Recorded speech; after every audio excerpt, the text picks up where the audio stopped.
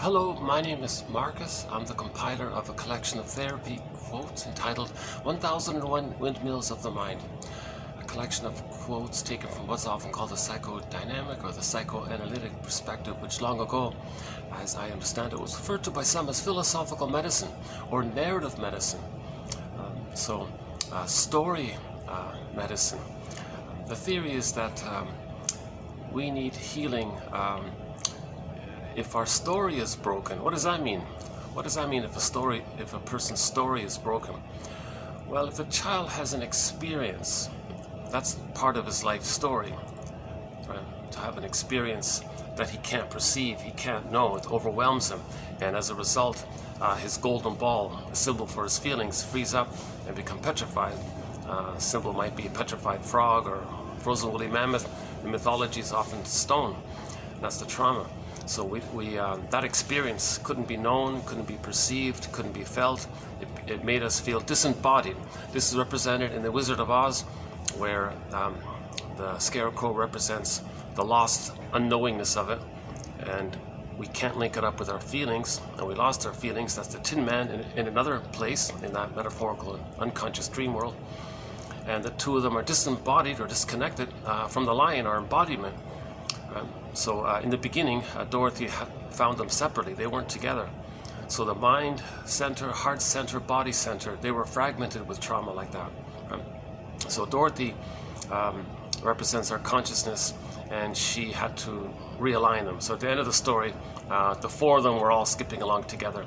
So she reintegrated and relinked knowledge, feelings, and got it back in her body. Right? And then, the water on the witch one, by the way, that's when the child is upset and scared, he can't accept it about himself. He projects it onto the image of the mother. The child has a wish to take in. It ends up as oral greed. So child projects those psychic attributes onto the concept of the mother and creates a mother image, a devouring, frightening witch that wants to eat him or hurt him. Could be a devouring wolf, or in Hansel and Gretel, the witch wants to eat the children, these kinds of things. So finally, Dorothy threw water on the witch, but that witch is not an accurate representation of the mother hurting us. That's a distorted image the child creates to manage his own feelings and traits. He projects onto the mother. Right? That's all that is. So finally, when Dorothy throws the water on that image, that my understanding is that's linking. Water means feelings. And that image means how we felt. We felt enraged, like that witch. We felt this devouring hunger to take in, like that devouring wolf, hungry wolf or whatever, hungry ghost or whatever. So we linked our feelings, we accepted our feelings, put it that way. And that image of the witch just holds the frozen feelings, but now we add life to it. So that's the water to it. So anyways, we talked a bit about that in the last video as well. By the way, I got a comment. This video, I think it's going to have to be done in two parts here, or in two places rather. So I'm going to do the first, roughly, maybe I'll see if I can do 2 hours here, and I'll do the third hour somewhere else. Because, they're doing a function here. So I'm always, you can see the glitter, I don't know if you can see the glittering there. They're preparing for some kind of night function here. So the guy was kind enough to let me use this in the mid-afternoon here, but I want to leave way before any of their guests start to come in. So I figure I'll leave before before roughly 2 hours, I guess. So and then I'll hit the pause button and I'll look around for another spot to finish. So because of that, I'm going to sort of maybe not do a full introduction to 1001 Windmills of the Mind right here in this moment. That's been offered in almost every video so far. If you go to the last video, we did it likewise with the prior video. I usually spend almost an hour providing some kind of overview of this psychoanalytic tradition, this second language, of how do we heal from, how do we get back our golden ball. So if the freezing takes place, that's the trauma. If the feelings freeze up like that, because the child, it wasn't safe. Again, mother's misattunement, malattunement, bottle schedule, mother confused, not available, rough handling, Some others use the baby to comfort them. Some others do to their own babies what happened to them because they're stuck in a repetition compulsion of trying to master what happened to them. So they're going to repeat what happened to them onto the child to reenact what happened to them. And that's their attempt to have the fantasy that if they repeat what happened to them, maybe somehow magically they can be healed by doing it. It's ridiculous. So this whole topic of repetition compulsion, we spent a lot of time on it in the last video. The last video wasn't too bad after all. Actually, it was done, done right here. Done in this very spot here. Is that right? Yeah, done right here. Oh, one of the, let's see. I'm in a unique spot here. I'm right on the SkyTrain line. And, this is my sixth, I think this is my 6th or 7th video in these sort of temporary spots here. So I'm still in the process of looking for a new video home. Most of my videos were done in another location. Actually, that one over there. Due to some changes, I'm looking for a new place to do my videos.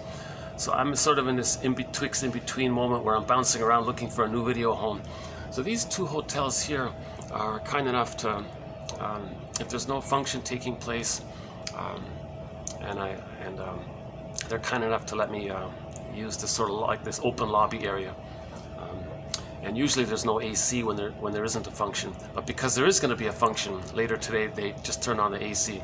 So thankfully I don't have to do any AC runs this time. In the past 6 videos I had to do air conditioning runs. Like instead of a visa run, I had to do an air conditioning run, because when there isn't a function, this place is a sauna. This place is really hot in here. I can only last for like 10 minutes. I'd have to go to the lobby, cool off, and come back. So in the past 6 videos, you see me bouncing up and down, back and forth every 2 minutes, doing an AC run. I think this time I might be okay here. What's this one? Some kind of a, oh yeah, this is some kind of kids theme park thing. Okay. I think that's what it is. Anyways, yeah, it's kind of a novelty to see that.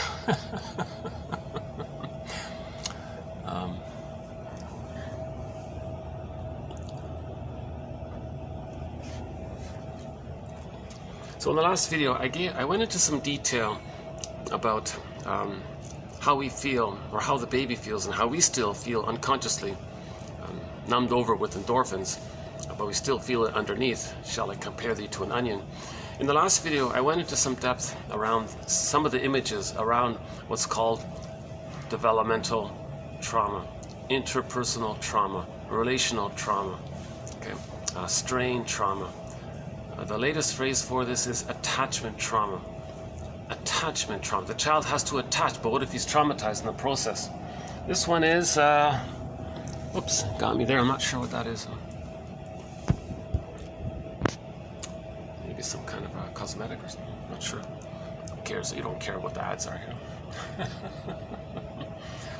Actually, I'm sort of leading up to something, because I do have a sort of a thread on the psychoanalysis of advertising, but we haven't done much on it.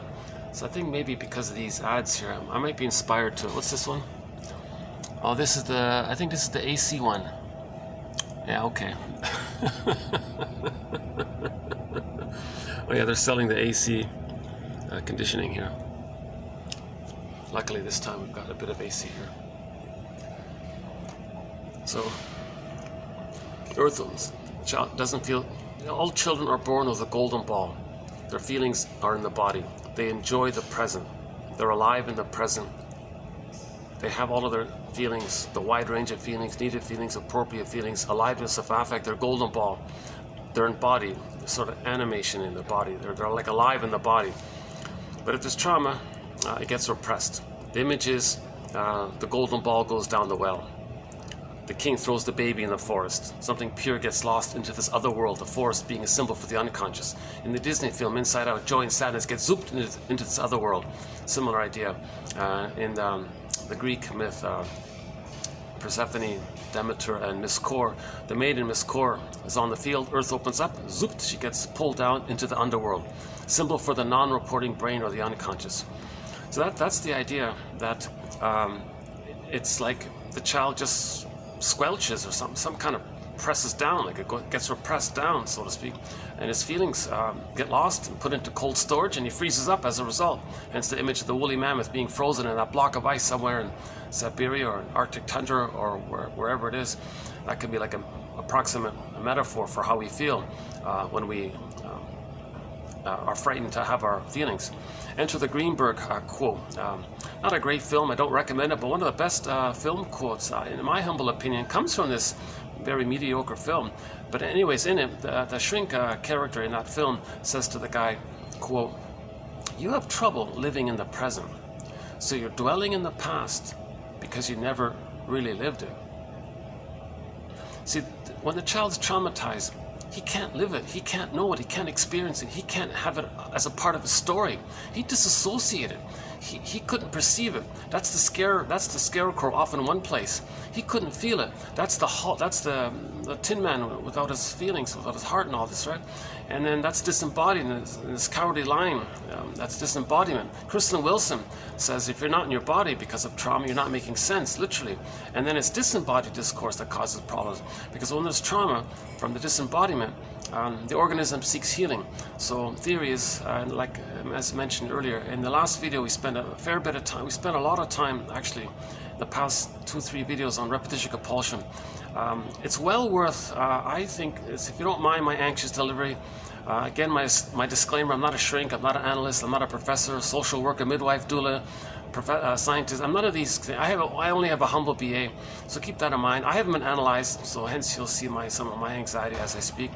But anyways, I thought if you can bear with me, if you watch the past few videos, or at least read the quotes, or in the search engine type in repetition compulsion and read the quotes that's in the collection, or go to TQ 2119 by Paul B. Russell about repetition compulsion, or type in transference, because transference is very much related to repetition compulsion. And the last video was all about transference. Let's see, what's this one?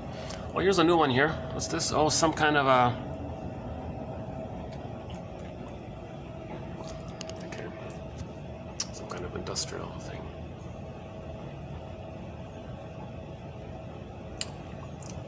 Yeah. A little trigger. That one's a little triggering. Well, there's some. Let's see. What's this one? Some kind of looks like looks like another kid's animated film. That's good, eh? So okay. Hopefully the best kids animated. Well, one of the best kids animated films, in my humble opinion, is the 2015 Disney film called Inside Out. It's about psychology. Okay, the character there is overwhelmed with fear, and she freezes up. Now they don't really show it as freezing up, aside from that when they drink the ice slushy drink or something, they freeze up. But that's maybe a tip off to it. But they couldn't base the film around the feelings of how we feel frozen. But I think there was a little tip off to the idea with that scene. I'm not sure, it's just a coincidence. But in that film, joy and sadness representing our feeling self. I feel, therefore I am this. Our psychological self, our ontological self. We live to the extent that we feel, says Karen Horney, one of our mentors. So they got zooped away into this other world. That's called repression. So again, that zooping phenomenon, joy and sadness get zooped away. Okay, King throws the baby in the forest. Whoa, zooped away. Innocence, the pure baby, innocent. And then again, like Miss Core gets pulled down into the underworld. Even in the Iron John story that Robert Blythe tells, that the dog disappears in the lake. And when Robert Blythe tells that story, in that moment, this must be the place. This must be the moment. So he feels it. He's reminded of the moment when the feelings kind of got lost. This must be the place. And a very important line there. Promotes mindfulness and searching for where the trauma is, you know. And then that's a therapeutic turning point when we can sort of notice that this must be the place, kind of thing. So so that dog got pulled down into the lake all the time. So something animated, alive, pure, like even the dog, or the golden ball, or the maiden, or the baby, or the character's joy and sadness, representing a wide range of feelings that are in the golden ball. The golden ball is the aliveness of our feelings, describing our feelings. There's a range between joy and sadness. So something that we're all born with, our pureness, our feeling self, our psychological self. Again, Karen Horney, we live to the extent that we feel. If the baby's traumatized, he can't feel. I don't want to feel. Now, the feelings get lost because the needs weren't met. So feelings and needs are linked like that. So the child had a need, needs weren't met, and he's terrified by that, and then he freezes up. Earth opens up, pulled down, feels like the frozen woolly mammoth or the petrified frog image in The Many Loves of... I'm just borrowing that image from the sitcom called The Many Loves of Dobie Gillis. The character there, Maynard Krebs, had this unique odd habit of collecting petrified frogs. And it's so odd like that. I thought maybe they are trying to present the image that we might feel metaphorically like that, a petrified frog. So in practical terms, this is when people say that there's something's missing in life, there's got to be something more to life. People say usually in midlife that they're living the provisional life, the unlived life, that their life is on hold. Life's not supposed to be a dress rehearsal. When does life begin? These kinds of feelings, these kind of ideas, maybe relate to the jargon is alexithymia. They don't know what they feel or need, and what are they doing? People say they're sleepwalking through life. They're going through the motions of life, kind of thing. So yes, they can still get 10 PhDs. They grow up chronologically. They can still have some kind of outer accomplishments, but they feel something's missing inside. They feel like, where's the aliveness of enjoyment in the present? Okay, enter the Greenberg quote. You have trouble living in the present emotionally. You have trouble living in the present, so you're dwelling in the past. So again, as mentioned earlier, I think it's just simple, like others have said, it's just simple classical conditioning, basic classical conditioning. If the child has, do I have to leave earlier than planned? Oh, if this is part of their function, I might have to leave now. It might be, looks like it. Oh yeah, I think it is. Okay, let's okay,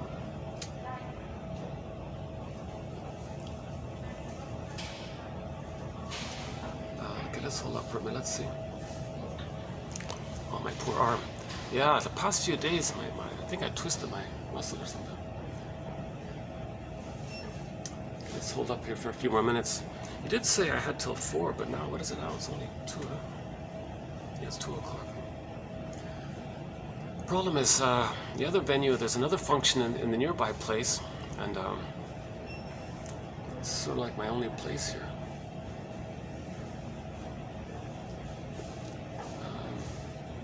Maybe it should still be okay. They didn't look at me or say anything, so hopefully it'll be okay. Okay, so basic classical conditioning. The child, as mentioned earlier, does feel his aliveness. We're all born with the feelings in our body. I feel, therefore I am. So we all have this organic, natural feeling that our feelings are in the body. Right? So that would be like the alignment in the Wizard of Oz. It's a mind, scarecrow, Tin Man, heart, and then it's with the body, and it's all lined up. So we're embodied. We make sense. We enjoy the present. That's normal. That's normal. We're not traumatized. So the baby isn't traumatized in the beginning. Okay. So now, if he does have, now when he's born, he has all these needs for the mother. It's very sensitive when he's biologically born. He's very tender. He has a lot of needs. He needs a positive maternal experience with the mother. He needs a positive maternal holding environment with the mother. He needs some kind of attunement, some kind of inner ecology, like some kind of interaction with the mother, called attunement and reverie with the mother. So he needs to be like emotionally fed as well. He just doesn't need physical safety and the food. He needs something more than that, right? So he has these needs for reverie, witnessing, acceptance, being seen. Because whatever the mother does with the baby, the baby's neural networking wiring in his brain gets laid down based on the interaction with the mother. So human connections lead to neural connections, right? And the baby's brain is very malleable. Right? And so, for example, if the mother has this kind of presence for the baby, she's present for the baby, she sees and accepts, and she's there for the baby. That memory's in there, and then the child, and it becomes a part of him. The child feels he's present to himself. He can feel himself, kind of thing, right? Likewise, if the mother sort of sees, hears, feels the child has these memories of it, and he can sort of have that kind of presence for himself. He can feel himself. He can hear and see him, accept himself, right? The mother soothes the baby. Likewise, the baby has these memories of having been soothed. Oh, here, this one here. This one. Okay, imagine on the side of this bus, 1001, Windmills of the Mind, Psychoanalytic psychoanalytic self-aware. Missed it. There's one subway with no ad on it. So I had this fantasy that on the side there it would say 1001 Windmills of the Mind, psychoanalytic psychotherapy's greatest hits, buymeacoffee.com/psychoanalysis. Weave the basket, heal yourself. So we have a famous poet says, psychoanalysis looks for an egg in a basket that's missing. So that's what we're trying to do with these quotes here. We're trying to weave this basket, meaning build consciousness, build awareness. Then the feelings come in. So we're not directly looking for repressed feelings. One of our mentors, James F. Masterson, makes that clear. We don't look for memories. You need a basket to hold the feelings. We need some kind of understanding. Then we feel safe for our inner child of the past. So the attitude is, when it's safe, when we accept and think and forgive, have ideas and quotes and speculations, models, hypotheses, invitations for mutual exploration, we're being like an existential detective, a psychological detective. We're weaving these little ideas and things link up a little bit. Then things start to make, okay, oh, that's what happened. We're finding our narrative medicine. We're being our own story doctor here. That's Chinan's phrase, we got to be our own story doctor. So then that's a symbol for that we've made it safe for our own wounded inner child of the past, okay, to come up to us. So that's the egg coming up into the basket. Then we accept it, and then our feelings are coming back into our body. We're becoming re-embodied, kind of thing. That's just sort of an approximate one. Robert Bly's metaphor is maybe a little more clear. He says, by the age of 5, so much of who we are, okay, our true self, our true self potentialities, who we'd be if we were loved and had the psychological birth and support for it, and got our needs met in the first 3 years, and then the gifts and talents that everybody uniquely has, that's unique for them, and then the capacities of the real self, or mutuality, and then intimacy, and just normal, I'm okay, you're okay relating. Then person's an elder late in life, they're generative, the normal thing. A lot of that gets put into this bag. So Robert Bly says, by the age of 5, so much of who we really are gets put into this bag. And then we carry this bag. Again, the bag's like called the shadow self, meaning symbol for the non-reporting brain, the unconscious. So we carry this unconscious, meaning it's a part of the brain called the non-reporting brain, called the implicit memory system, the pre-verbal memory system. So it's in the brain, we just describe it like this. So we carry this bag with us all of our lives, and then we spend the rest of our lives trying to get back what we put in originally. So we're trying to re-own, reclaim, resynthesize, get back in. That's sort of the healing journey, right? Someone says that's the true meaning of the hero's journey. Chinan calls it the second journey of midlife. So basically it's like this dialogue with ourselves. Or we can say we're making it safe for what we lost to come back into ourselves. Okay, so we're trying to self-reparenting. We're trying to be a good parent for our own inner child, and then the feelings come in. So first we weave the basket. We're not looking, it's called spiritual bypassing. You can't just, kind of push it like that. The child would just huddle up and be more afraid and go down a tunnel and not down a cavern and be more hidden, kind of thing. So in myths and fairy tales, when something like a child gets frightened, he goes down a tunnel, down a cavern, or some treasure gets lost, and then it's deeper and deeper. That's repression. We want to make it safe for the feelings to come back, the gold, the treasure to come back, kind of thing. What's this one here? Some kind of a. It's just a general proposal for the company in general. I think no specific product. Okay, so, oops, poor. Yeah, sorry. Yeah, this is one of my imperfections in my delivery. Maybe, yeah. See, they're building you can see the glittering there, eh? Yeah, they're getting ready for a function here. Looks like a prom night or something. Well, maybe it's some kind of prom. Prom, is it? Really? Oh, maybe. Yeah, it's June. Mid-June here. Yeah, I'm posting this in June of 2023. Maybe it's a prom or something. Oh, that would make sense. Yeah, that could be a prom, yeah.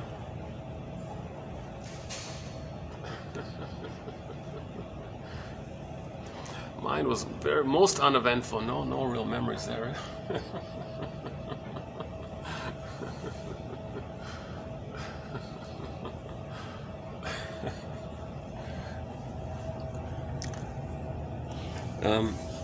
So I went off on a tangent there a little bit.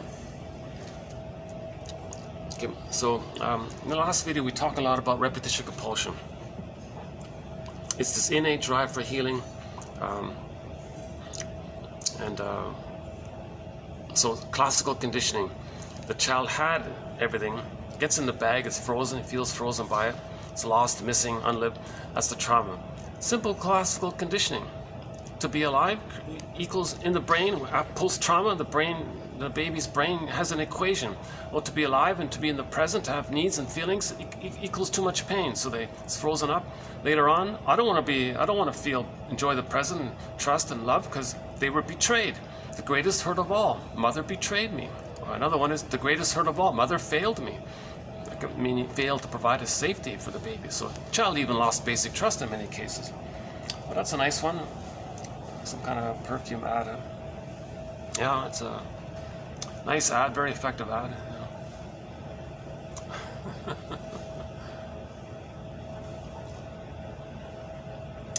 little, like very high glossy. Maybe it's almost like it's a little too much on it. But maybe at a distance, maybe it's appealing. But close up, yeah, it's too much almost. Hold on a second.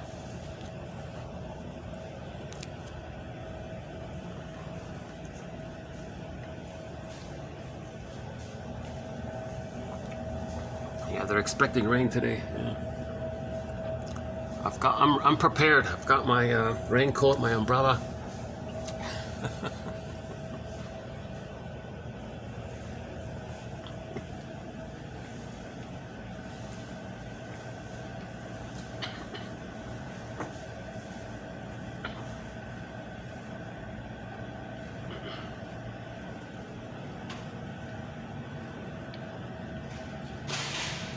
So just like these guys are building this building. Oh, there's one. What's that one? Oh, that's another perfume. I don't know if you can see it there, but just like those guys are building that building, and when that building's complete, it's going to house people. Well, similarly, when we build the basket of knowledge, raise consciousness, and then it'll house our feelings. When we build the ego, strengthen the ego, build the metaphoric mind, the psychoanalytic mind, raise consciousness, then it'll house our feelings. Just like when that building's complete, it'll house people. Well, we build our consciousness, it'll house our feelings. That's sort of maybe one approximate metaphor, right?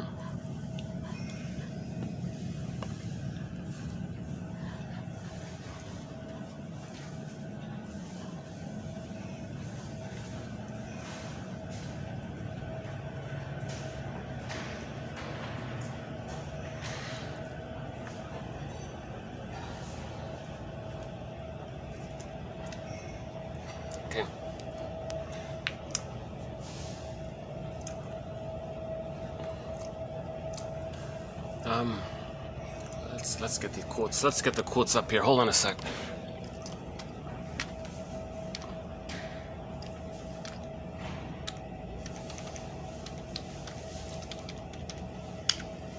All right. That's for some kind of travel thing. Oh, there's that nice perfume one I was mentioning earlier. Is that from France or something? Not sure.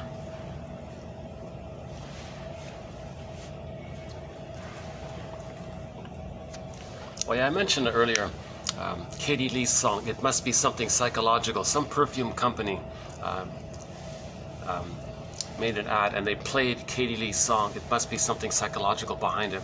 No true relation between the song and the perfume, except for the line, it must be maybe it's chemical, or the pheromones and things.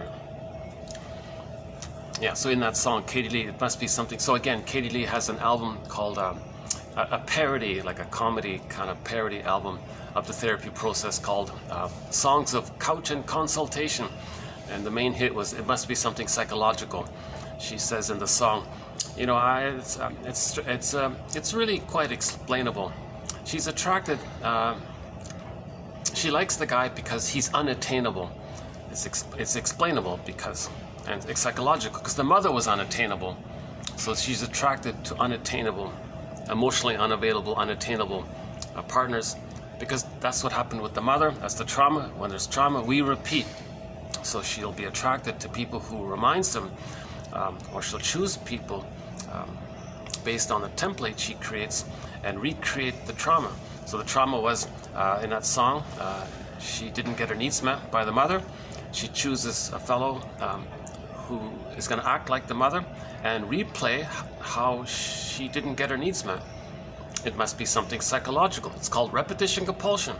That's psychological. So this is the innate drive for healing, that we repeat what happened, with the fantasy that we can undo it, change it, correct it, get the needed love outcome. The child doesn't want to be traumatized. The child doesn't want to lose his golden ball and freeze up and not enjoy it. Okay, here we go again.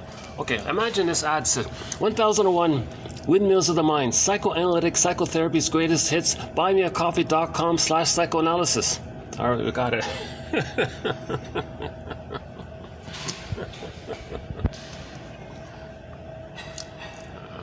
Would it work if I couldn't afford that. But it's an incredible value. Yeah, if you go to the coffee page link for convenience, you'll get 1001 Windmills of the Mind. It's basically an encyclopedia. It's quite a large file, 10,000 quotes, covering a vast array of topics in depth, and they're clear. Like mentioned earlier, the jargon is kept to an absolute minimum, and when there is jargon, I choose authors who make it clear. So I feel it to be user-friendly. I think in most cases, anyone will understand any of the quotes, by and large. And yeah, so the last video was on transference. Actually, in this video, it's from the same book, from the same author, Gertrude Blank, I think her name is. And so I've taken out another sort of, and she writes clearly, so I've taken some other, actually at the end of the last video I included 4 quotes from her that were beyond transference. So I'm just sort of continuing that with this video.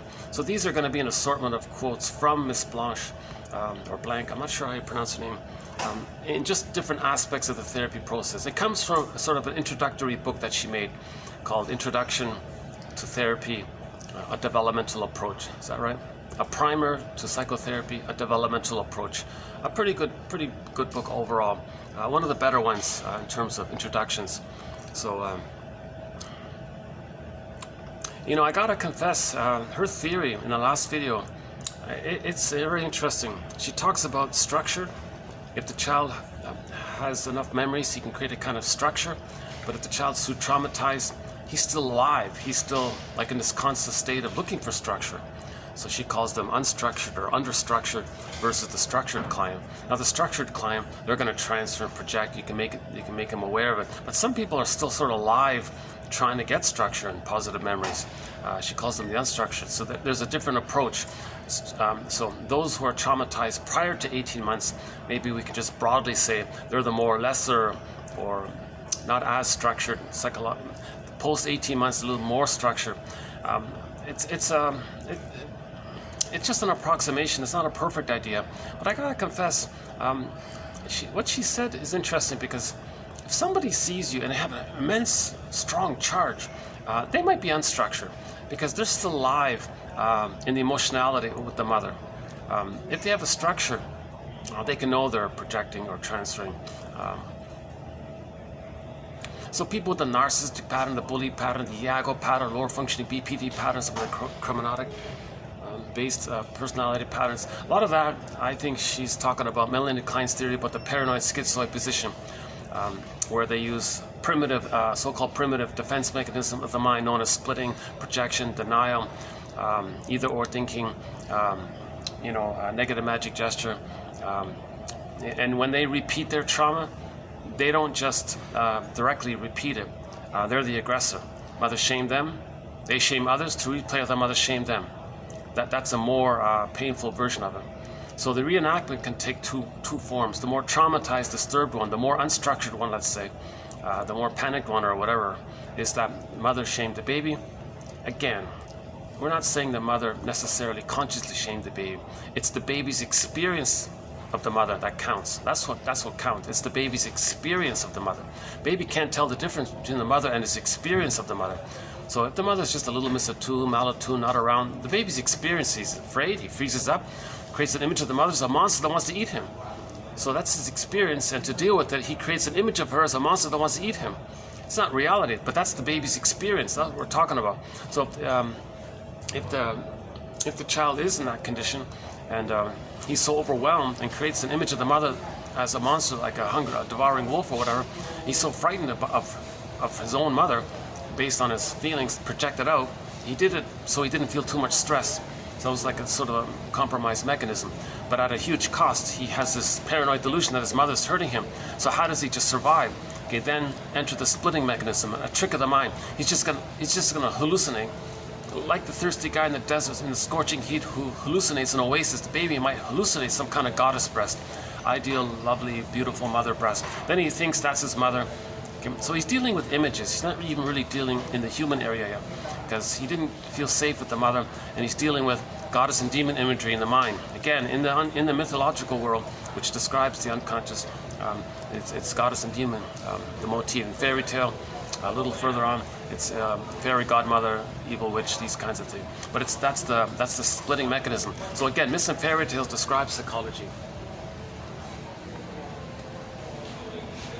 I got a feeling I should probably just leave. He did say 4. It's only 2:30, but problem is, I'm not sure where else. Maybe the one below might be a little. This is a 2-level thing, so maybe the second. That's too bad. I thought I could do it here. Oops! Oh, my poor arm. Sorry. I think 3 days ago I just kind of turned my arm out. The crow is one of our companion animals, the keeper of psychological knowledge and wisdom by some indigenous traditions. Yeah, touching story just before leaving. I don't know the full details. I just saw like a glimpse of it just before coming out to do this video. It's an indigenous woman and her 4 kids. This indigenous woman, what's it called? Hiu Toto, is that right? 8. Oh boy, I forgot already. Brazil, Peru, somewhere in there in the Amazon area. She's an indigenous woman, and she had 4 kids: 11-month-old baby, a 4-year-old, 9 and 13. She had 4 kids, and she went on this little mini plane or something, flown by the pilot and his assistant. And it crashed, and the 3 adults didn't make it. The 4 kids were alone in the middle of the Amazon, and so the people discovered that it seemed that the kids made it, and they just took off. They were afraid or something. So they went to the grandmother and say, make a recording. Say to your grandchildren, everything's okay. Just stay put. We're looking for you. Hang on. Everything's. So they made a recording of her. They had a helicopter blaring, hoping the kids will hear it. So they'd calm down, hearing their grandmother's voice. And they even threw some flyers written in their language saying, stay put, we're looking for you. If you move around too much, it's harder to find you. So they were searching for these 4 little kids. Can you believe it? 11 months, 4, 9, and 13. So the oldest was 13, right? And middle of the Amazon, all alone. 40 days later, they found them, and they were okay, more or less. They survived, right? Touching story. I'm confused how it is that the plane crashed and the 3 adults didn't make it, but the 4 kids survived. That's a little mystery how that happened. My first thought was maybe the mother did something to maybe she's protected the kids somehow in the process. She sacrificed herself. I don't know how it happened, but touching story. I teared up a bit.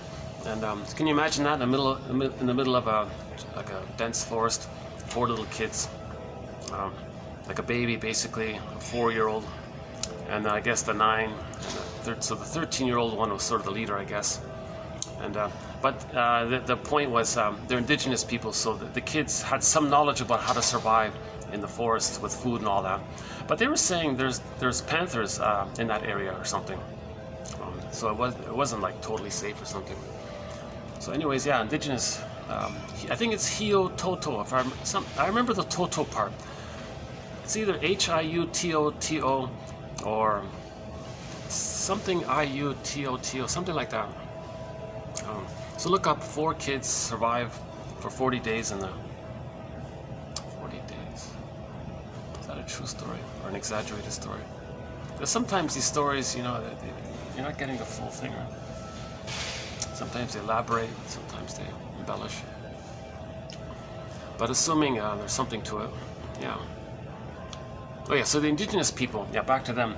So they say, so some indigenous groups in their storytelling say that the crow is the keeper of psychological knowledge, or they say spiritual knowledge.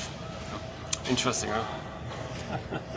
And the crows do look very bright and alert and very conscious. So, what's this one here?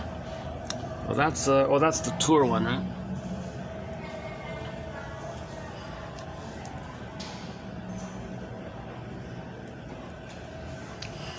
Prom night is shaping up, that's what it is.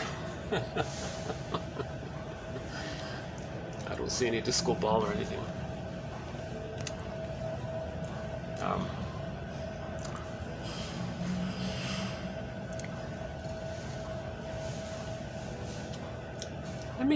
Let me see. Let me check the.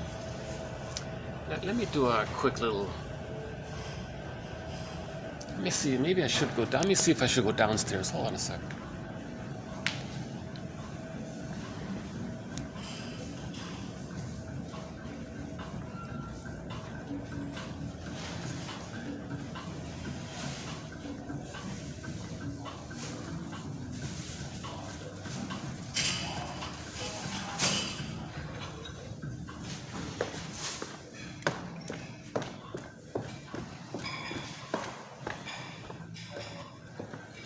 Okay, you know what? I'm gonna come down here then. I don't want to get in their way. Yeah, okay. What's this? Okay, it's quiet down here. Yeah. Give me a good 5 minutes. Oh, maybe I can just use this.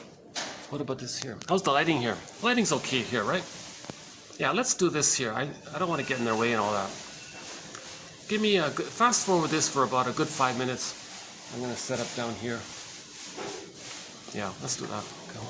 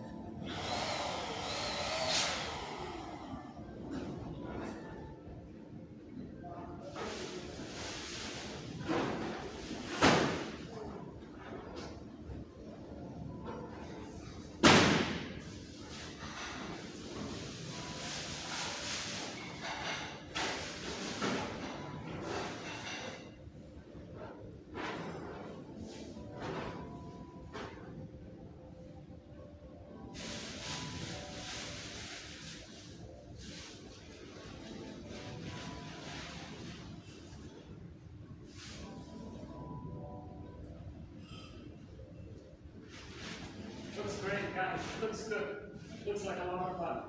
He looks very happy, yeah.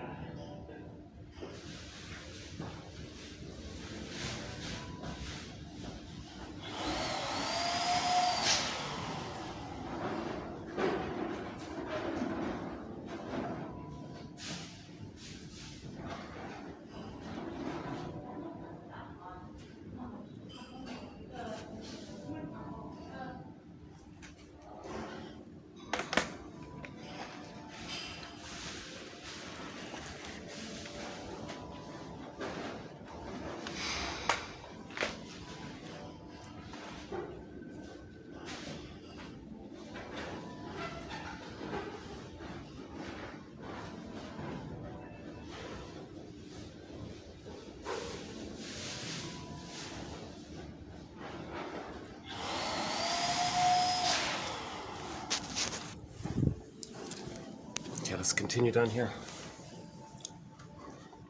Oh, one more thing. Hold on a second. Just 1 second.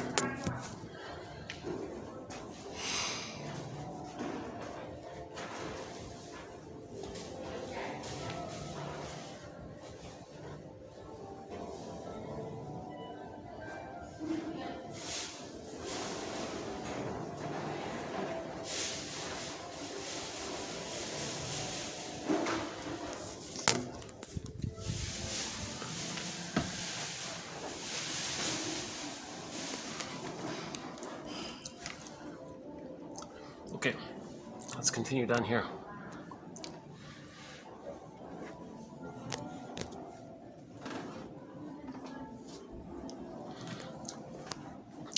Okay, so I was mentioning earlier, the repetition compulsion and transference was discussed at length in the past couple of videos, and oh, they might have to vacuum down there. Okay, they do a lot of vacuum. Every time I'm here, they're vacuuming. Yeah, but the carpets are very clean here. They're very nice. Yeah, very clean here. Yeah, it makes sense if hundreds of people are walking on it. Yeah, that makes sense.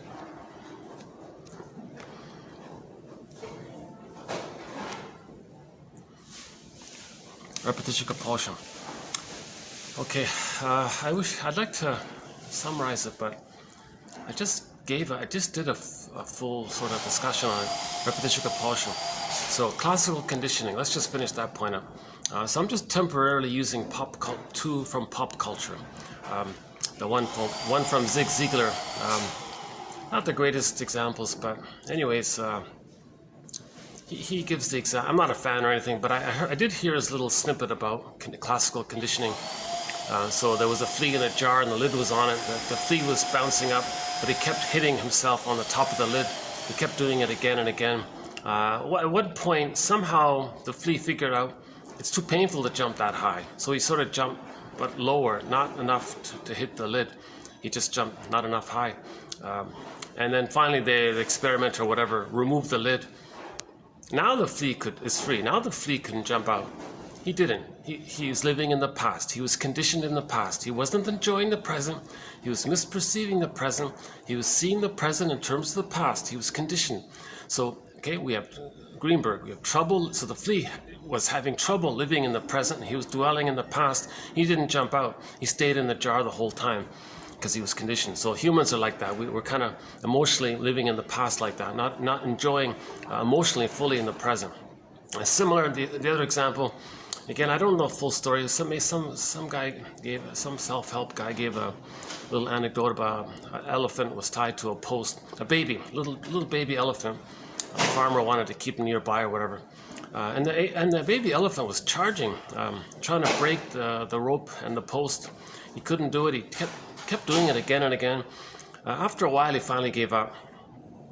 So the cord was still there. Now that elephant grew up to be a full-sized grown adult, and with that large size power, he could easily rip the cord of the post. He didn't even try. He's dwelling in the past emotionally. All right, so that's classical conditioning. So humans are like that emotionally.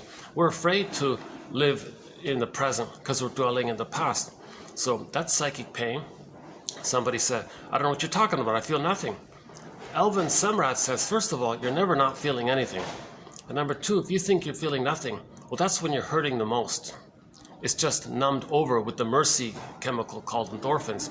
Shall I compare thee to an onion? But underneath it, you're hurting. So if you think you're feeling nothing or something, you're feeling flat or all this, that's when you're hurting the most. So from that underlying point of view, with the psychic pain going on, there's this drive for healing. It's painful to be frozen like that. Maybe it's a little bit like the gas pedal on the car is to the metal, but the brake pedal is fully pushed down. Maybe it's something approximate like that. Yeah, then the cells go against themselves. Then the psychosomatic issues, and the body bears the burden from this. There's a lot of physical symptoms can come from this. So a lot of psychosomatic physical issues, or even personality traits, or even a whole personality structure can be a kind of an expression of this inner conflict. Okay, so that's neurosis. Neurosis is the petrification of an inner conflict that's repressed, and which can be seen in psychosomatic, personality traits, or personality overall structure, they said.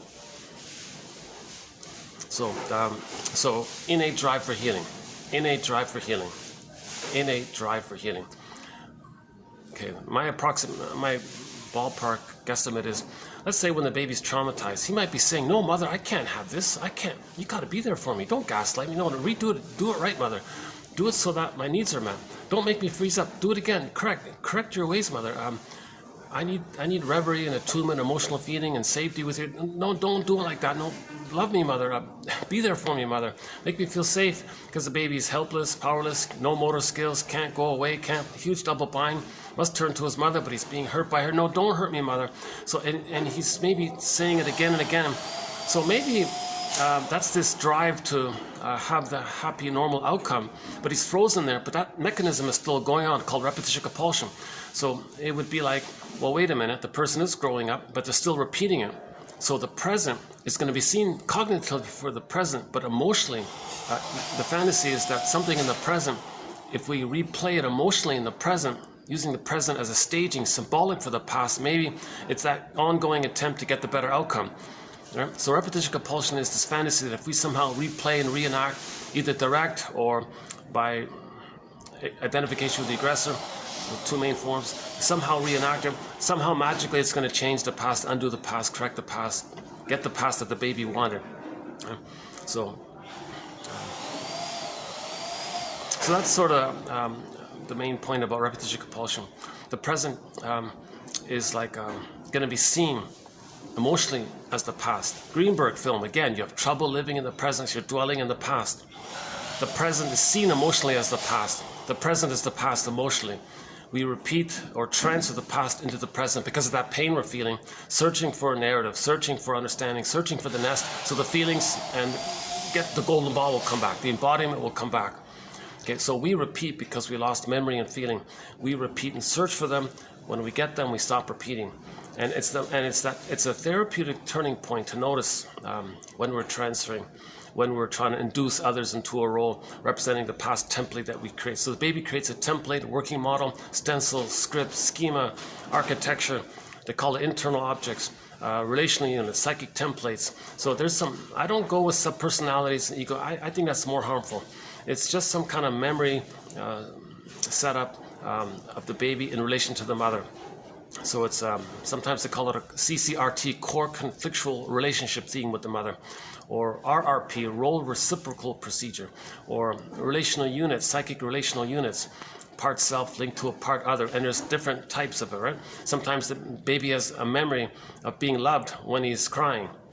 That's called RORU, the rewarding object relations unit. So the mother rewards, provides the love when the baby's crying. That's like one kind of unit there, one interactional, relational template that the baby has set up, and it's sort of considered a separate, because sometimes the child wants mother's love for his acceptance for who he is and for his self-activation, for his emerging self. Mother withdraws her love.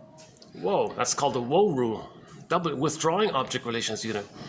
Okay, sometimes the mother is promising and alluring and enticing. Child feels great hope that he's going to get his needs met. So there's the alluring one, the seductress in the imagery, and then the child with this great hope and spellbound, got kind of those love trance, maybe something like that. There's like another unit, and there's so on and so forth. There's these relational units, and the emphasis is that it's a relationship between them. And then so there's like a memory template of these relational units, or whatever model people come up with, this intrapsychic mapping or stenciling or traumatic scripts or schemas, schema templates. A recent one was attachment templates, and I experimented with that. What about attachment style templates? Because it's an insecure attachment style template. Insecure attachment style template. So these templates, or these whatever it's called. Again, so object relations theory is the study of the internalization, this mapping. We're studying this mapping, and we got an inference and guessing, approximation. We can never really see. We can't see how it works out there, right? So object relations theory is the study of the internalization, the memory mapping that the baby makes of his interpersonal relationship with the mother. Again, object relations theory is the study of the internalization of interpersonal relationships. Baby has an interpersonal relationship externally with his mother. He creates an intrapsychic mapping of that interpersonal relationship, and it's fragmented. Scarecrow, Tin Man, Lion, things are very fragmented in there. So he creates a traumatic setup. That's a traumatic setup like that. Because in normal development, it'd be like two golden balls in there. I'm okay, mother's okay. Mother's loving, child's loved by the mother. I'm okay, you're okay. But that's not there. Now the gold part is deep down another cavern, down another cavern. Okay, our song Windmills of the Mind talks about this. Down a cavern, down a tunnel, where the light has never shone. So the gold part would be like hidden even further in that forest world. Oh, poor little kids. Yeah, let's borrow that one from them. Yeah, interesting story. Yeah, I'll follow up on that one maybe.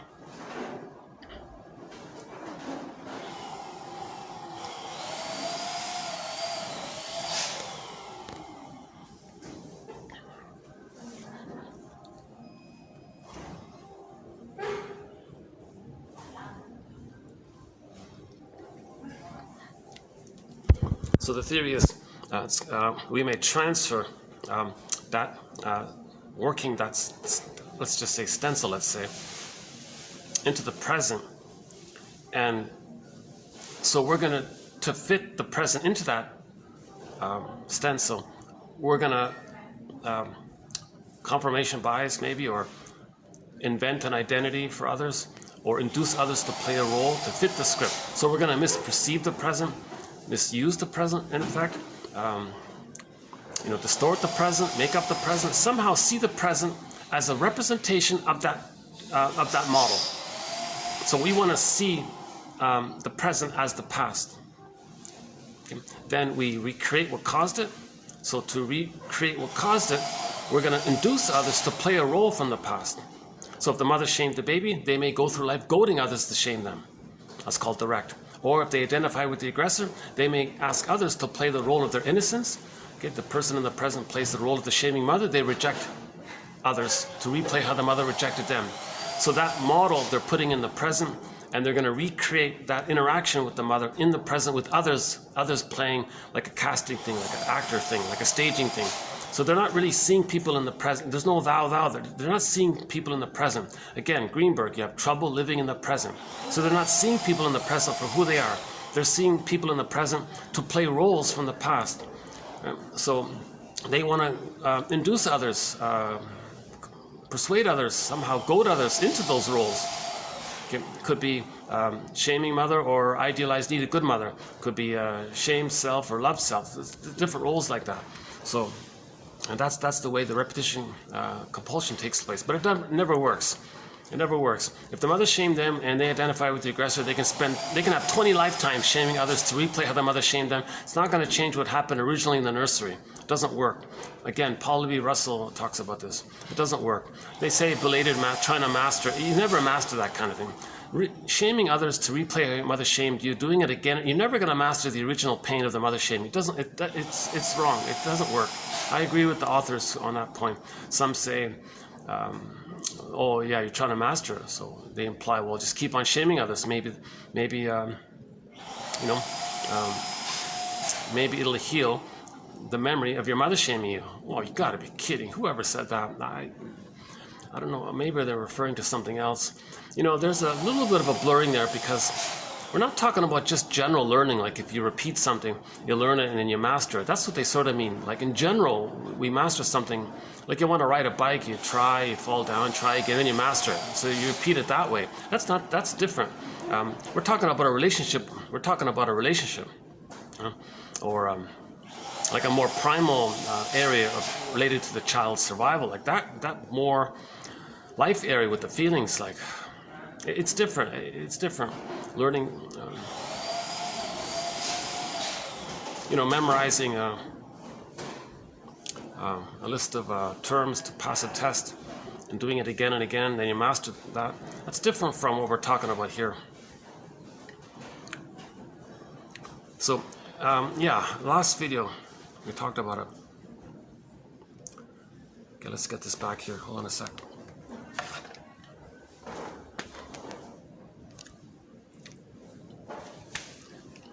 You know,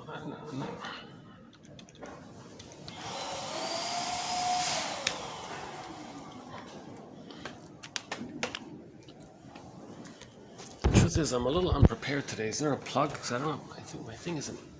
I don't have my laptop battery's running out. I might have to plug it in here. Okay. I have to move it down there if I'm gonna. See, it's too dark. I can't do the video down here. I've tried it before. It's too dark in here, isn't it? Can I do it? It's not bad here. It's nice here by the elevator, right? It's a great little spot. Yeah, it's kind of nice and cozy, but it's too dark here, right? A little bit, yeah. That's partially. Oh, maybe here it's okay. Okay, I may have to move here when I have to charge the laptop battery. What about right here? Would this work? Is there enough lighting here? I moved here later. Okay, so when my battery runs out, I'll move here so I can continue.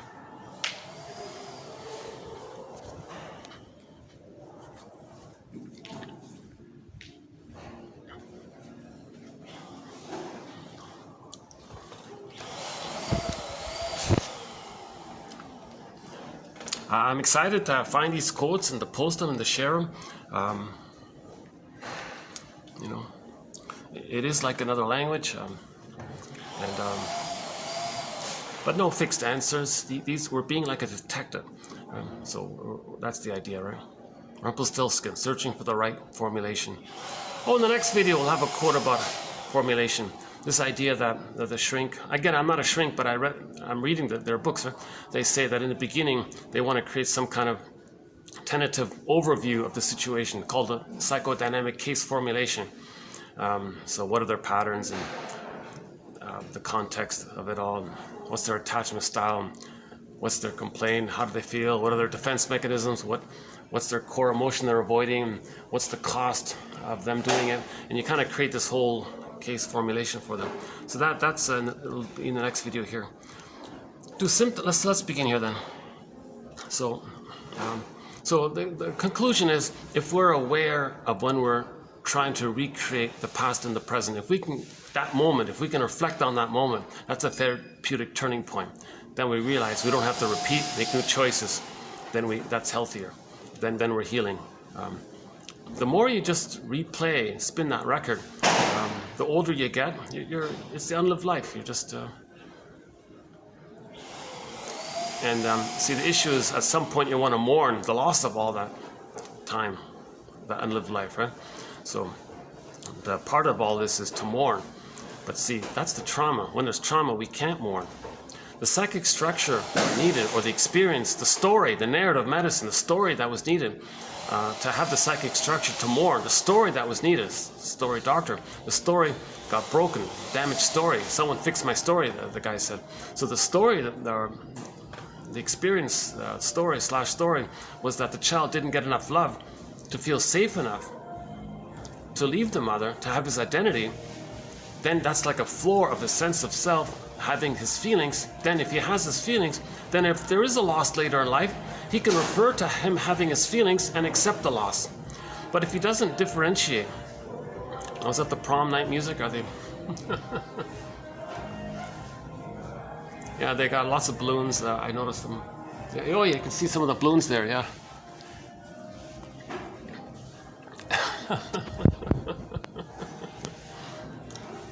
I'm still not quite sure what it is.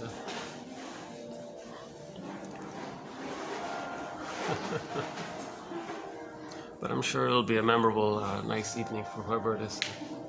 Well, yeah, it is a Saturday. Yeah, I'm posting this on a Saturday. Yeah, this is a Saturday. Yeah. Yeah. I hope that music isn't copyrighted, because you won't be. I'll have to trim this part out, right? My camera is very sensitive. It'll pick up the music overhead, and then YouTube will block it and say you got to go back and trim out all that time when the music was playing. I've had that on numerous occasions. Most recently with the song Voices Carry by the band Till Tuesday, the Pavlov's Dog songs, One Way Ticket had to get cut out. Even Katja Epstein's, a few of her songs I had to take out. What's My Hat, that one there. Well, What's Her Bag, that one. And Fluschwiege, that one, Heartbreaker. But luckily, Katja Epstein's other song, Diese Welt, was okay. We can play that one. And our theme song, we can play. Okay, let's just jump into today's quotes, and maybe I'll come back and try to round up the introductory part a little further. So, what you're going to hear is just some general sentences or ideas around the therapy process from Gertrude Blank's book called Primer for Psychotherapy, A Developmental Approach. Someone asked her the question, don't the symptoms tell the diagnosis? You see a person with the symptoms. Can you tell what their underlying structures that cause those symptoms? No. She says, unreliably. Not really. The degree, for example, the degree of separation, like the child separating from the mother. Oh yeah, so back to the psychic structure needed to be able to more losses. It's the unico mysticum. Imagine a little cloud blurred in with the bigger cloud, and the little cloud thinks the bigger cloud is him.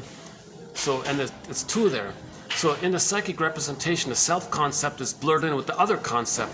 Okay, so the psychic structure needed to be able to more losses is that if the child is one with the mother, he doesn't have a self yet, really. He's just in this blurred thing of something unclear about him and the mother, and that's not enough floor to gripping to feel like he doesn't. The psychic structure needed to more losses is that when the child is loved, it like builds like it alivens him or something. He develops, then he feels safe. He has enough sense of self to form out of that mother-infant dual unity blurred image. That's differentiation. But the differentiation begins at 4 to 5 months, and it continues up until 36 months to the so-called psychological birth, approximate metaphor. So the child needs that separation. If he's still one with the mother and he's not loved during that time, he doesn't differentiate. If he's still using the paranoid schizoid mode of experiencing and things are unstructured, meaning he didn't differentiate. Unstructured means there isn't like a sense of self and a sense of other, the thou thing. He's still using splitting, and he's projecting, and he feels empty. He identifies with the aggressor because he doesn't have a self to base himself on. He identifies with the aggressor, imitates the mother, and who is he? He's unloved. He's his unloved self. He's onto others. Very unstructured. It's just very unstructured for himself. And then he shames others to replay how the mother shamed him. So he's become the mother. He doesn't have a self-structure yet. I think that's what she means, Gertrude Blank here in the last video. So the psychic structure needed to be able to more losses is what's called differentiation. Now differentiation takes place when the child is able to see the mother as a person. All of her, realistically, mostly loving, sometimes frustrating, but the child says, okay, I get it. Mother's mostly loving, and I can handle the ambivalence that sometimes she's doing it wrong, but it's mostly loving, and he can hold that. That's the issue. He can hold that ambivalence, that confusion, and then he feels safe enough because the mother is so-called quote-unquote good enough. Then he can differentiate. Then he has this grounding, his floor, his sense of self, and then he has his feelings there at the age of 3, assuming it continues. But if he doesn't differentiate from the mother, and he's still one there, and things are, and because of that, joy and sadness are zooped away. If joy and sadness are zooped away, think about later on in life. If a person experiences a loss, and joy and sadness is zooped away, I'm talking about the Disney film Inside Out, joy and sadness were zooped away, meaning deep in the unconscious, flat, frozen, etc. And the person experiences a loss, what are they going to do? They don't have access to the emotion of sadness, so how do they accept the loss? They can't accept the loss because they don't have the feeling to do so. So they're going to do what's called a manic defense. The main one is denial. Oh, no, there's no loss. Sour grapes, contempt. Didn't need them anyways, denial. So they'll always deny it. It can lead to like a delayed onset of grief later on if they finally get their feelings. But they'll use the manic defenses, mainly denial and sour grapes. Didn't need them. They'll deny the vulnerability because they can't accept it. They can't accept the loss. Robert Bly, in one of his men's circles, said to the men, "Repeat after me. That was a loss."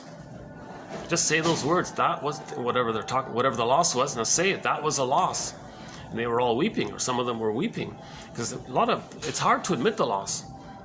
So it's called complicated grief, aggravated grief, the derailment of the grief process. Complicated grief, it can lead to this pathological nostalgia, dwelling in the past, not enjoying the present, dwelling in the past, melancholia. The idea about melancholia is that in reality the person is going through life being reminded of the loss. So they do have feelings on some level. The anger, the helpless, the sad, the disappointment, the loss of the dreams, all those feelings that they really should have, which they deny, they do have. So the template is the other and the self are blurred. So put a dash between the M and the O and the word mother. So the loss of the other, they look at the template for the feelings. The feelings are intrapsychic, they're inner. So the working model for feelings is that the mother, the other, is them. So to admit the loss of the other, it would feel like admitting the loss of the mother, but the child can't experience the loss of the mother prior to not receiving enough love to differentiate, to be okay with not having the mother psychologically. So they can't do it. So now the feelings they do have, that realistically they do have, numbed over with endorphins, they're now directing at themselves. So because it's one there, they can't tell the difference of who's who. Baby can't parse out in the beginning where he begins and ends, where the mother begins and ends. It's all blurred like that. So the feelings he does have towards the other, it's as if he's directing it towards himself. That's another complication with melancholia. To admit the loss of the other, it would feel like in the template, losing himself kind of, so he can't do it. And actually, you know what? In the next video, there's a quote about that. In the next video, there's a quote about that coming up. Is it here or the next one?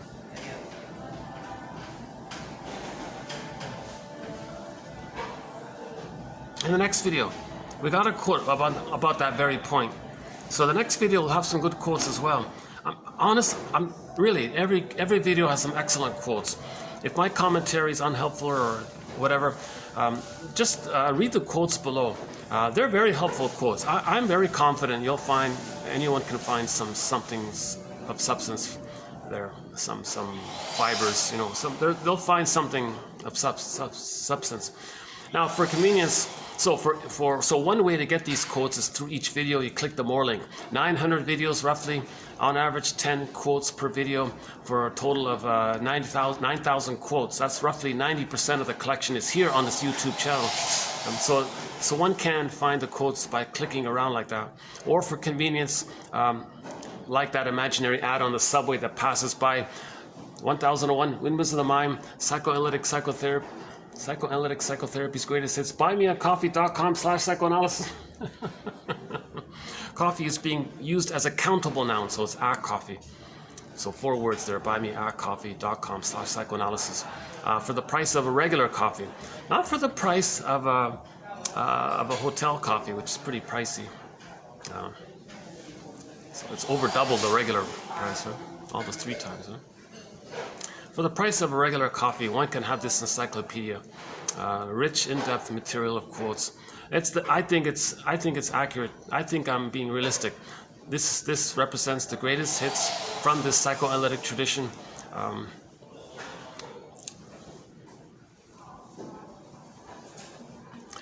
Not to imply that this perspective has only been around for the past 100+ years. This perspective has been around for thousands of years, just in different forms. For example, Confucius, almost 3,000 years ago, has a quote about projection. Projection. Confucius said, quote, "When I'm in a party of 3, quote, when I'm in a party of 3, he said, I always have 2 teachers. To the one I admire, I try to study from him and learn from him. To the other in whom I see traits I don't like, I search for those traits in myself." See, that's projection. So Confucius was teaching his students about projection already 3,000 years ago or whatever. And we got quotes, a few from Lao Tzu. The feeling, less is more. So when a feeling comes up, don't do anything, less is more. Just stay with your feeling. The feeling comes in, less is more. You'll get more when you do less. All of these his poems are the paradoxical poems about the feeling and the yin and the yang. The more being, and actually there's more doing, more healing. The more being, the more healing. He's got a lot of these poems, right? The Tao Te Ching, and plus from other philosophers.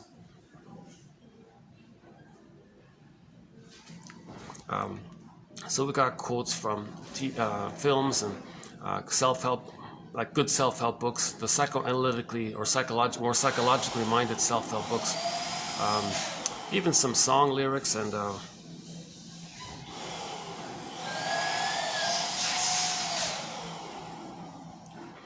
we do psychoanalysis of prejudice, psychoanalysis of religion. Oh my God, religion is jam-packed with psychology.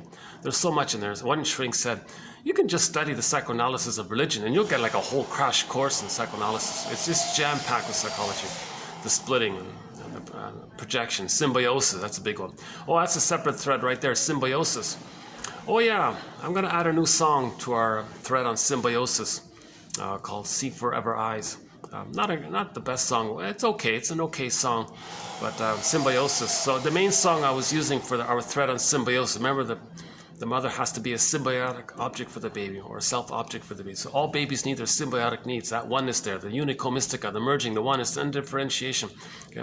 All babies need that in the first 4 to 5 months. If there's a problem there, we discuss this issue of symbiosis. Religion deals with the symbiosis. And so the song we were playing was Constant Craving by Katie, the singer Katie Lang.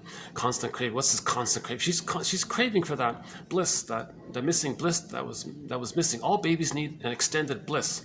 All babies need an extended paradise with the mother. That's the symbiosis. So the constant craving, I'm borrowing that song. Maybe it seems it's for that area. But I found another one just yesterday.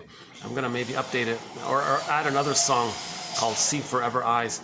The guy looks into this woman's eyes and he thinks, she's got see forever, like no time, forever, no time. It's like this, he's entranced by her eyes and he feels captivated in this timeless forever state or something. That could be that. I think he's describing the symbiosis in that song. So that's coming up. Ron Tabak is the singer. We have a couple of songs by him, yeah. Actually, not too many, really. Yeah. Great soundtrack. Kenny Shields from Street Harp. A lot of classic rock. Indigenous singers. A lot of great songs from indigenous singers. Some opera, some songs from around the world. And I think yesterday we played a song from Turkey, from the band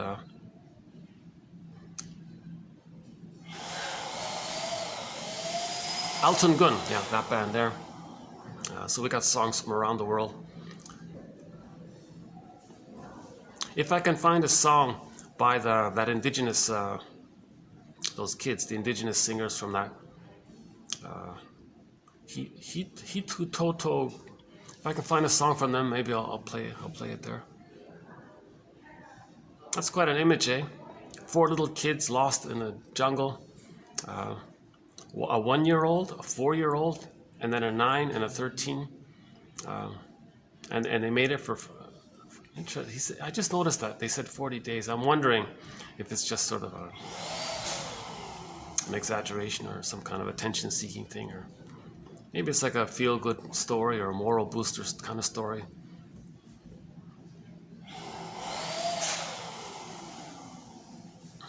Okay, let's begin with today's quote. So that's one of our major threads about complicated. One shrink says the goal of therapy is to help a person forgive the parents. That means seeing them as people. That means seeing the two sides of them. That means seeing them as a person. Then you can differentiate. Then you have your golden ball. Then you can mourn. But to do that, you got to see the two sides of the parents.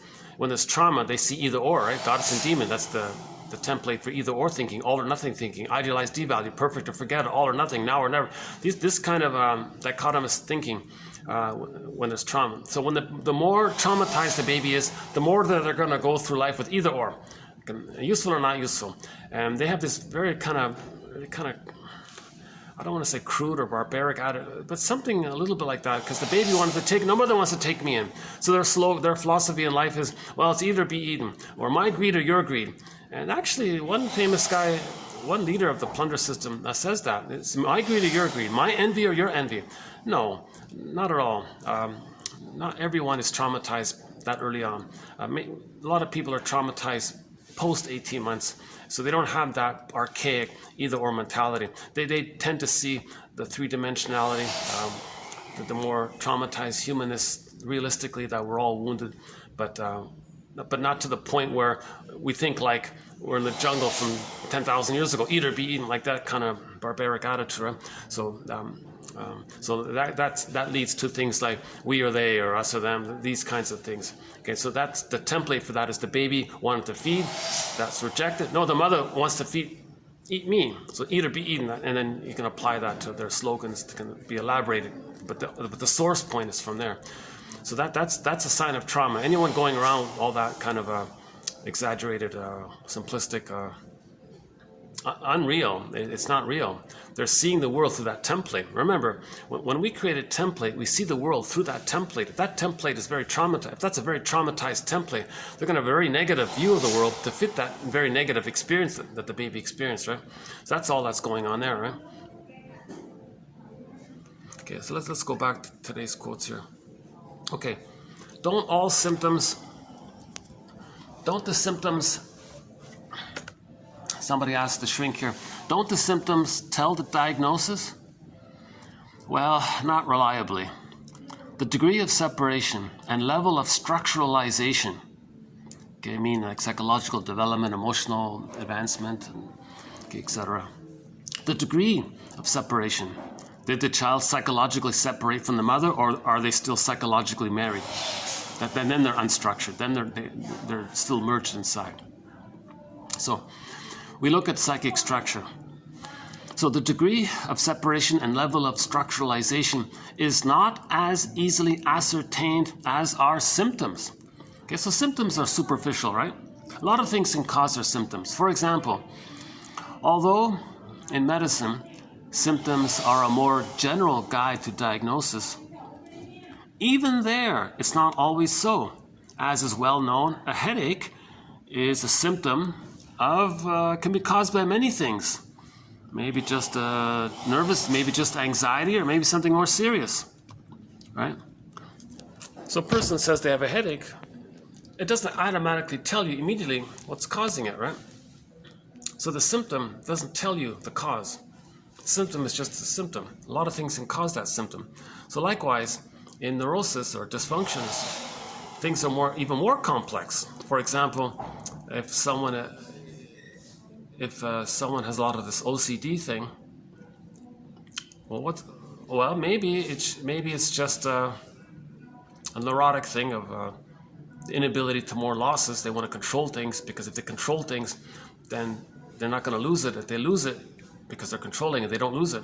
And they do it because they're afraid if they lose something, it's going to trigger the need to accept loss. So OCD can be like a controlling thing to not feel the experience of loss. So somebody who's always controlling every little thing, is that they want all this order and control, because if something's out of order, then they lost something, they missed something. And then that might remind them of how they missed the mother. Then they got to mourn the loss of the mother. And here's the complicated grief. To mourn the loss of the mother, first they need the memory of mother having loved them, to have the foundation upon which then to have the general basic ability to mourn losses. But they don't originally have that mother's love to later on mourn losses. So how does a person mourn the good mother that should have existed when they never had a good mother that existed to give them the ability to mourn losses? So how do they mourn the loss of the mother that never existed, the good mother that never existed? See, that's complicated grief. They can't do it. So they might become OCD, control every little thing, then every little thing is mother. And they control every little thing. So maybe OCD can be something like that. Or maybe it's not that maybe it's not that intense. Maybe the OCD is just sort of within the normal range of people wanting things to be orderly and clean and all that. Yeah. So these guys keeping things clean and orderly, the staff here, they're doing a great job. I don't see them as being OCD. There isn't this manic, aggressive kind of angry or emergent quality. They're just calmly, oh, it's nice to have things clean and orderly, guests are coming. That's sort of like a normal, orderly kind of thing. Right?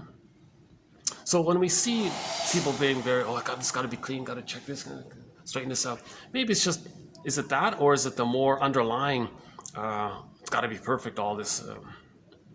So that's what he means here. So the symptoms don't necessarily, for maybe another example might be, when this quote came up, I was thinking of the example about the guy with the belly. So Marion Woodman gives the interpretation about the guy with the big beer belly. So that guy couldn't mourn the loss of mother. So when his mother passed away, he overate, because food can symbolize the memory of when his mother fed him. So food reminds him of mother. So he gulped all this food, and he had this big belly. And her interpretation is, you're carrying your mother around with you everywhere you go, because you can't mourn the loss of her.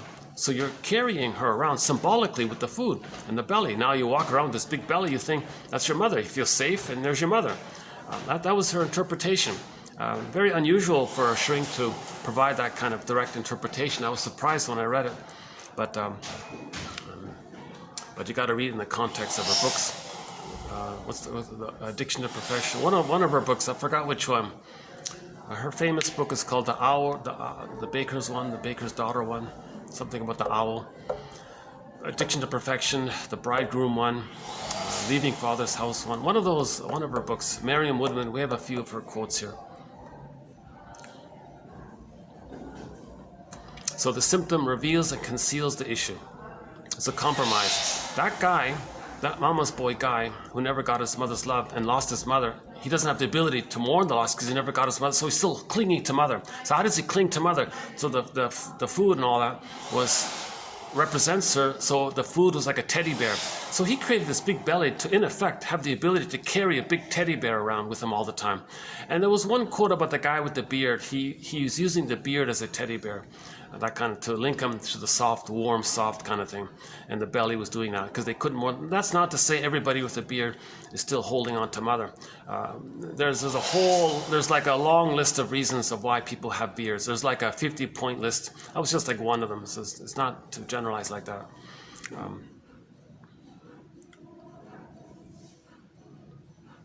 That's an interesting one about that one. In other words, the quote was, don't be too impressed. Listen, think a while for a spell before you're spellbound, about the beard one. So maybe if a person has the belly, what if it's just the stress of the situation? What if it's just the stress that they couldn't get the food that they wanted, the situation put them in a place where they had to eat junk food or whatever, and that caused the overweightness, not from a psychological point of view, just maybe from a situational context. Maybe they are psychologically healthy, but the situation compels them to eat food that's unhealthy, and that they're getting overweight from that. So you look at the symptom, and it doesn't tell you. In other words, the symptom doesn't automatically tell you what the psychology behind it is just by knowing the symptom.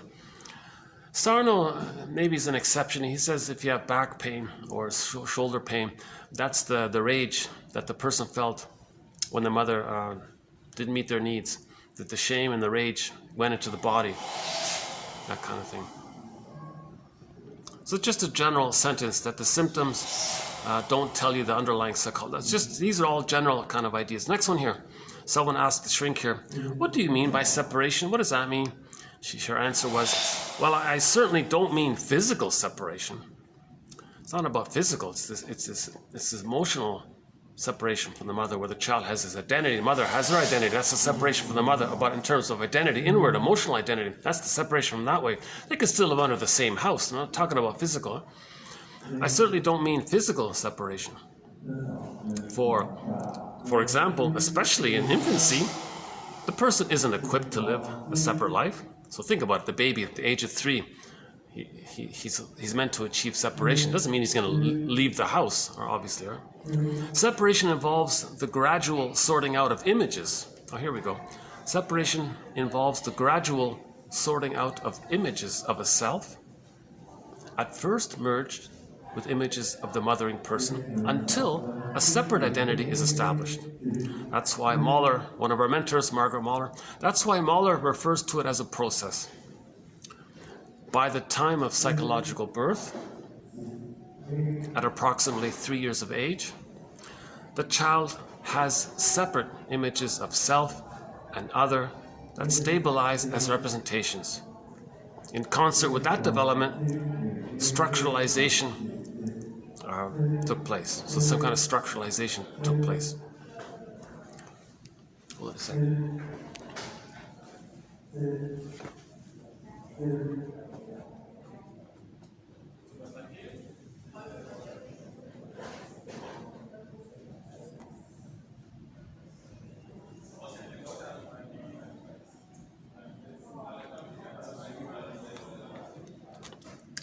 See, I'm still going to need to leave here at 4, even though I'm down here.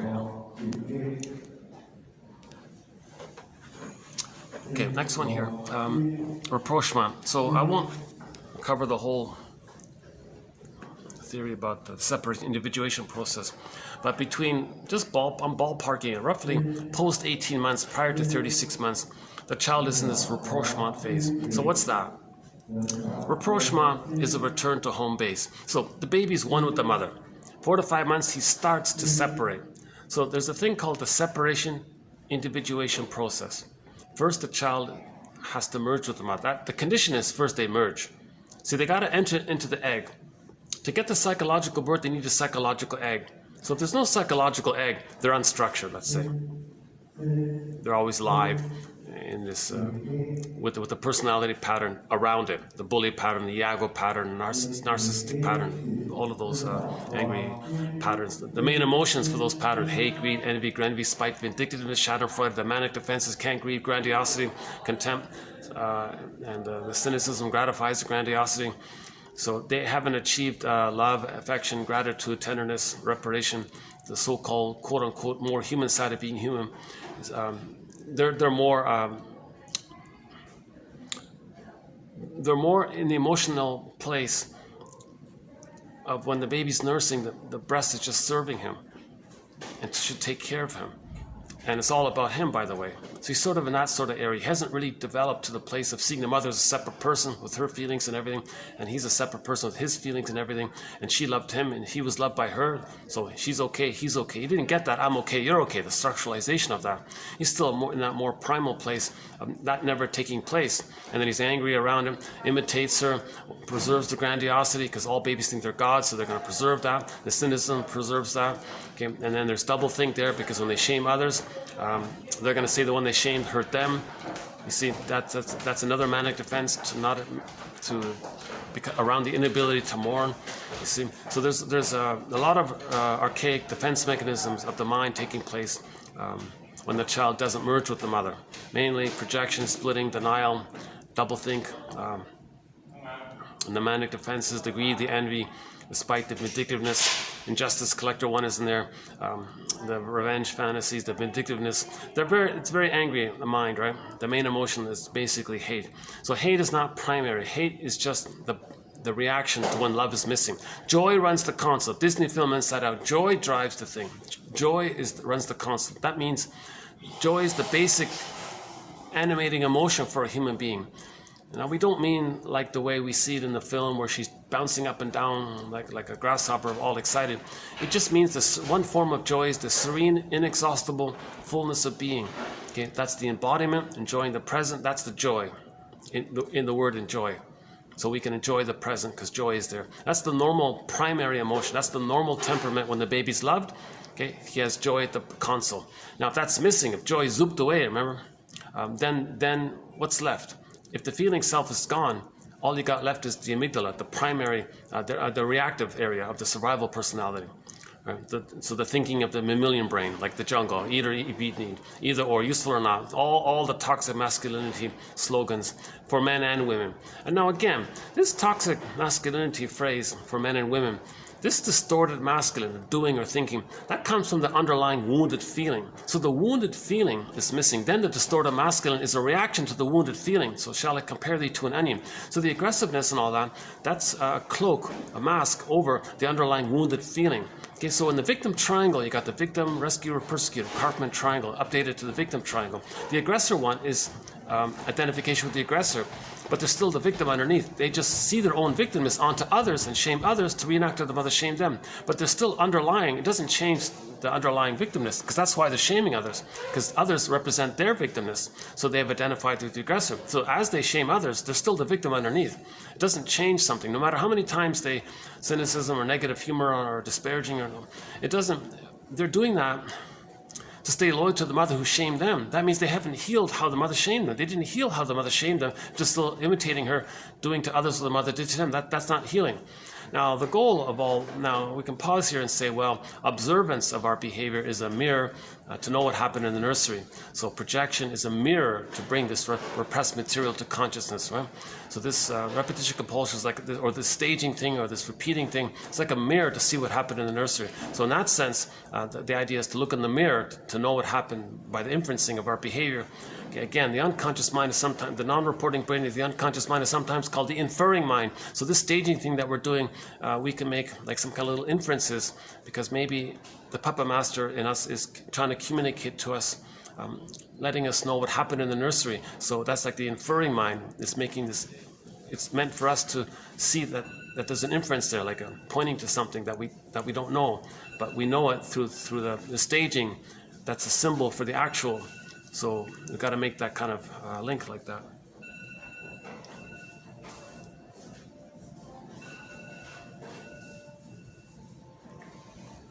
Oh yeah. So the first is the fusion there, right?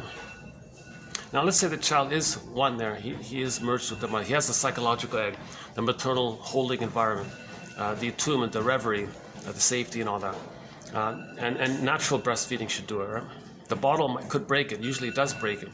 Again, barring emergencies and all that, the natural breastfeeding, the child expects to nurse properly, because the nerve endings in the breast line up with the nerve endings in the child, and that provides like this, like a cable there, like a line there. So the baby signals, the mother picks it up, she can provide her, she can understand the baby signals and reply appropriately. And that's her motherly instinct to do that if she picks it up. So the line's got to be there. Okay, so let's say the line is there. Okay, oops, hold on a second.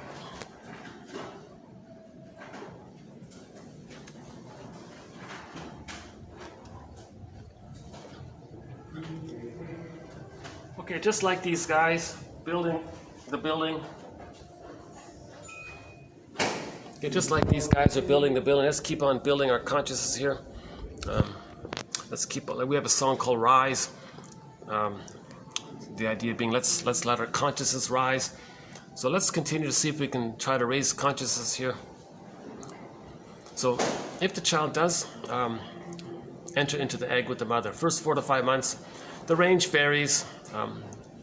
Some say 3 months, some say 6 months. I saw one quote that said the child can hatch out at 2 months.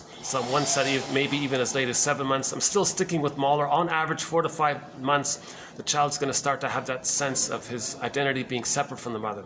Whereas prior to it, it was just this blurred one thing, and this whole one thing is just him. Okay. So the power of the mother, he thinks it's him. That's called infantile megalomania. And if he's traumatized there, he always maintains that. It's called narcissism, right? Where they think it's all about them, they're so important, others, and the cynicism gratifies that. So if the child is loved, he's able to proceed in his development. It's developmental emphasis on the word process here. So the child starts in the process to differentiate from the mother, moving towards the I'm okay, you're okay, the thou thing. Not someone, not the it thou, nothing like that. It's moving towards the so-called thou. What do you mean by separation? I certainly don't mean physical separation, for especially in infancy the person isn't equipped to live a separate life. Separation involves a gradual sorting out of images of the self, at first merged with images of the mothering person until a separate identity is established. That's why Mahler refers to it as a process. By the time of psychological birth at approximately 3 years of age, the child has separate images of self and other that stabilize as representations. In concert with that development, structuralization has taken place. Now, during this separation individuation process, a phase of it is called the rapprochement phase. So first is the egg. He hatches out. 4 to 5 months to 18 months, the world is his oyster. He still thinks he's a little god, but now he thinks he's Superman now because he's got motor skills. He can crawl, walk, run, musculature. He's got powers.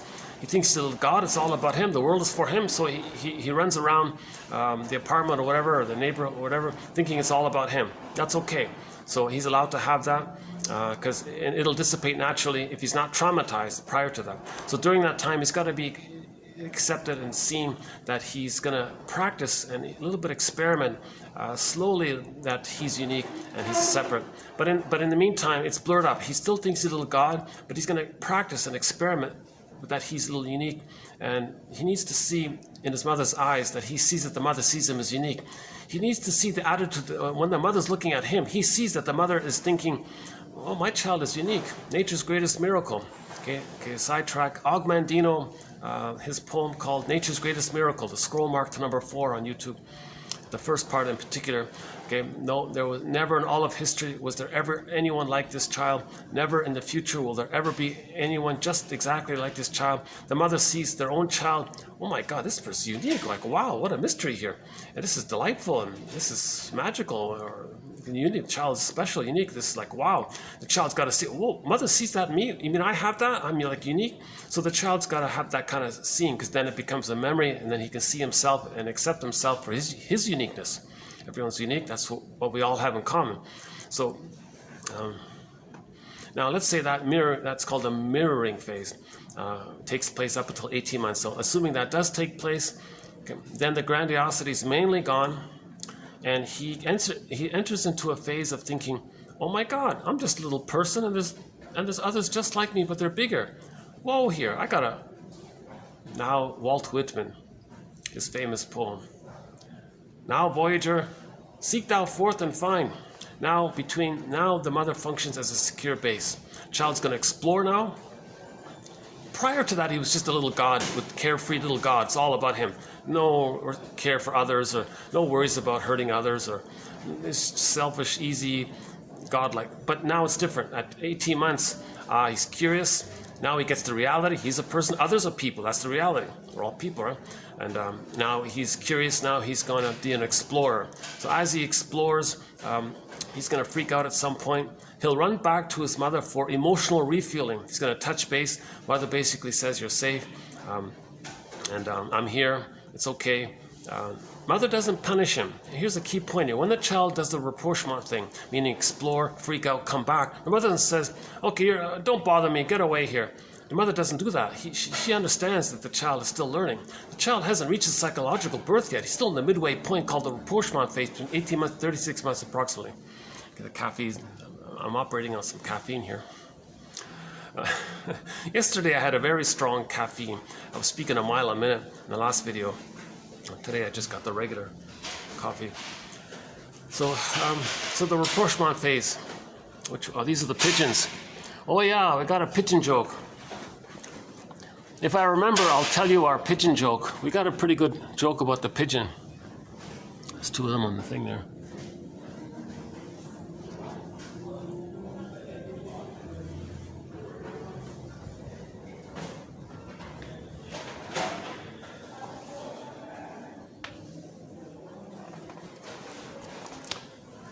On our thread on the psychoanalysis of humor, the most recent quote is about the pigeon, a funny one. So stay tuned. If I remember, I'll tell you the pigeon joke. It's a good one, yeah?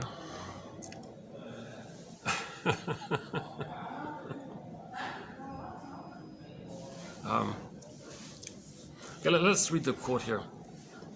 So, rapprochement. So this quote, you're going to hear about the importance of the mother playing the role of secure base, accepting that the child needs to know that she's there for him. It takes a little while. The child says, oh, okay, I'm safe. Then the child explores further, runs back, runs further, runs back, touches base, she's safe. Mother's got to offer that. That's called the rapprochement phase. Related to it is the mother does creative improv, communicative improv, called communicative matching. Child might learn something, all these questions, the child, what's this, what's that? The mother answers the questions. If the child runs back to the mother, hey, what's this, what's that? Oh, leave me alone. Okay, that's broken. Or the child sees that the mother is uncomfortable with their growing autonomy and she withdraws. That's WORU, withdrawing object relations unit. Then he's frozen there between 18 months and 36 months. And the rest of, and he still didn't achieve the psychological birth. So his mindset's going to be, I'm okay, you're not okay. He thinks he's something wrong with him, and mother's always seen as good. Now, by the way, the God ones, the stinger ones, prior to 18 months trauma there, they don't bother with their soul. They say their wounded, no good soul is onto others, and others are no good. And they hold on to the grandiosity of that's all about them. So they say, I'm okay, you're not okay. But when the stingers, or the prior ones, the unstructured ones say, you're not okay, they're talking about themselves that they can't accept. It's unstructured. They can't accept it. They never got the structuralization of themselves. So it's seen outwardly. So it's undeveloped inwardly. So they say others are not good. And now in the stingers, prior to 18 months, trauma before 18 months, they can't hold on to the wounded soul. So they say others are no good. All they have left is the original grandiosity. All babies have grandiosity where they think it's about them. They take refuge in that. Huge irony, because the baby was never little God, but they're going to hold on to that attitude. Plus they identify with the aggressor, and that fuels their grandiosity. And then they're going to shame their own soul, seen onto others the way the mother shamed them. That's the stinger one. So their mindset is, I'm okay, you're not okay. Not a healthy one, that's a more disturbed one. Ironically, a huge irony here, the ones who still hold on to the clinger, the pleaser, the code-taker, caretaker one, who says, I'm okay, you're not okay, they're actually still on track. Their development hasn't gone that awry, like they're still on track. Again, all babies begin with, I'm not okay, you're okay. Okay, we talked about that in the last video about that. I won't do it here. And then post 18 months, that's still there. But up until 18 months, if it's too painful, the child does a desperate thing. He's not going to accept himself anymore. Himself being so empty and all that, he'll project it and say others are empty and no good. That's himself. He can't accept it. In the vacuum, he identifies with the shaming mother and becomes the shaming mother. So he doesn't have a self. His self is seen onto others. That's why he can't mourn losses. He doesn't have a self. In order to mourn losses, you got to have a self. So, but his self is seen onto others, and he thinks himself is no good. Others are no good. He can't mourn losses. So all he's doing is shaming others to replay the mother shamed him in repetition compulsion, really going badly awry, because there's the positive intention of repetition compulsion is to let us know that there's trauma. It's to let us know if there's trauma. It's to let us know that there's trauma. But if the person's repeating and never getting to the sense that they're repeating because there's trauma, then the trauma's more deeper in all this, right? So rapprochement. Okay, so this is a pretty good definition of it, the rapprochement phase. Rapprochement is a return to home base, the mother. As a toddler explores his world sufficiently, he also becomes aware that he is really a very small person in a very large world. This brings about some anxiety. He's going to freak out at some point. The natural response is to begin to return or cling to the mother, maybe even.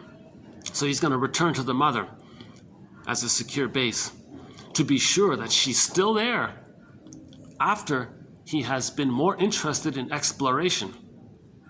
So, mother, are you still there? Mother, are you still there? The baby's saying. if this need to return is met with a welcoming response,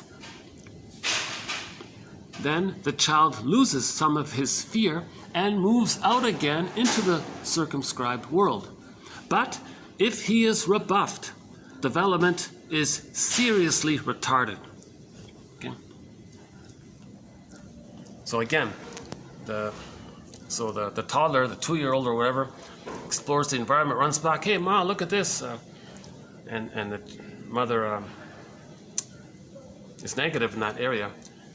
His development is stunted there. Now he's frozen there because his needs for exploration didn't get met. His needs for his identity didn't get met. Okay.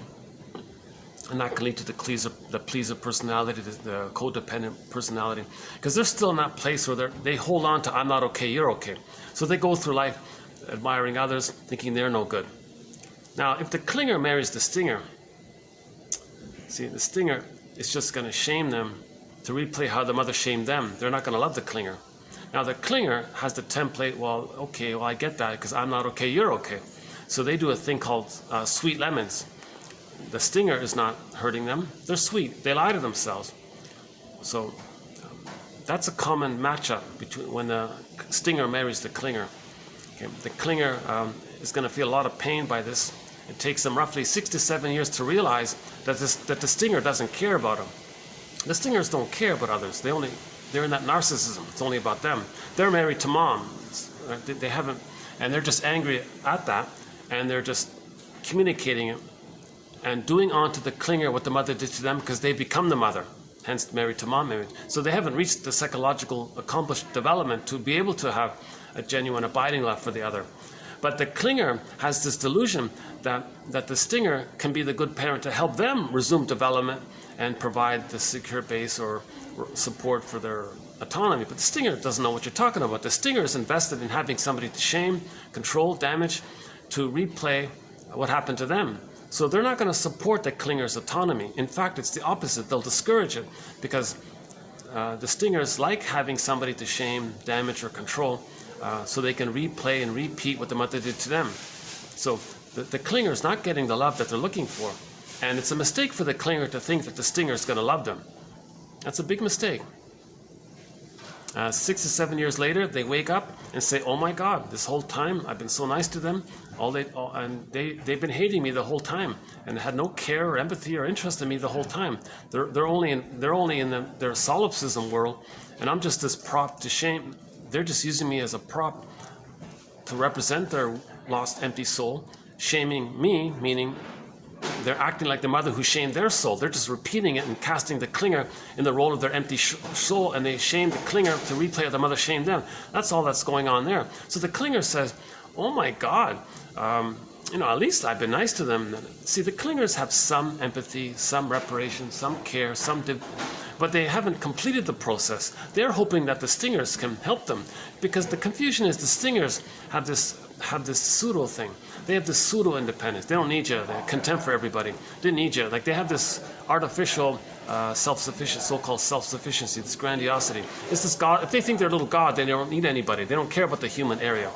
Right? They don't accept human area. They hate vulnerability and feelings, the humanness. They hate all that. They hate empathy and care and tenderness and all. They have contempt for that. Because once upon a time, they needed love to reach that place, but there's so much pain around it, then they hate it. So the clinger says, oh my God, how can they be so negative like this? So finally, 6 to 7 years, they leave and write a self-help book entitled Codependent No More. So they really learned the lesson that way. And the clingers are in a difficult spot because how do they develop?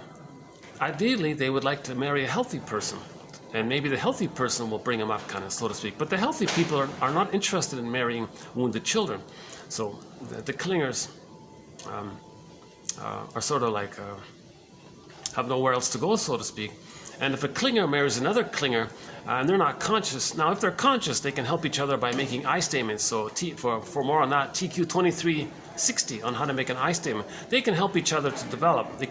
Marriage can be a developmental path for two clingers. If the clinger marries the stinger, no. If two stingers get together, they just play big shot with each other, and they scapegoat their kids or scapegoat others, or they're united over hating a third, you know, and that's how they stay together. And so that if two stingers get married, a common pattern is they'll idealize one kid, and splitting, they'll hate, the other kid will take the hate. So you'll see one brother being excellent and the other one being disadvantaged. The splitting takes place that way, but it's externalized. So the children are the scapegoats in either form, golden scapegoat or the negative scapegoat. And the two stingers getting married, Burglar describes them as they're just taking turns playing big shot. I'll help you be big shot. We won't talk about real feelings or anything important. I'll help you play big shot. It's very devitalized. It's very organized and very controlled kind of thing.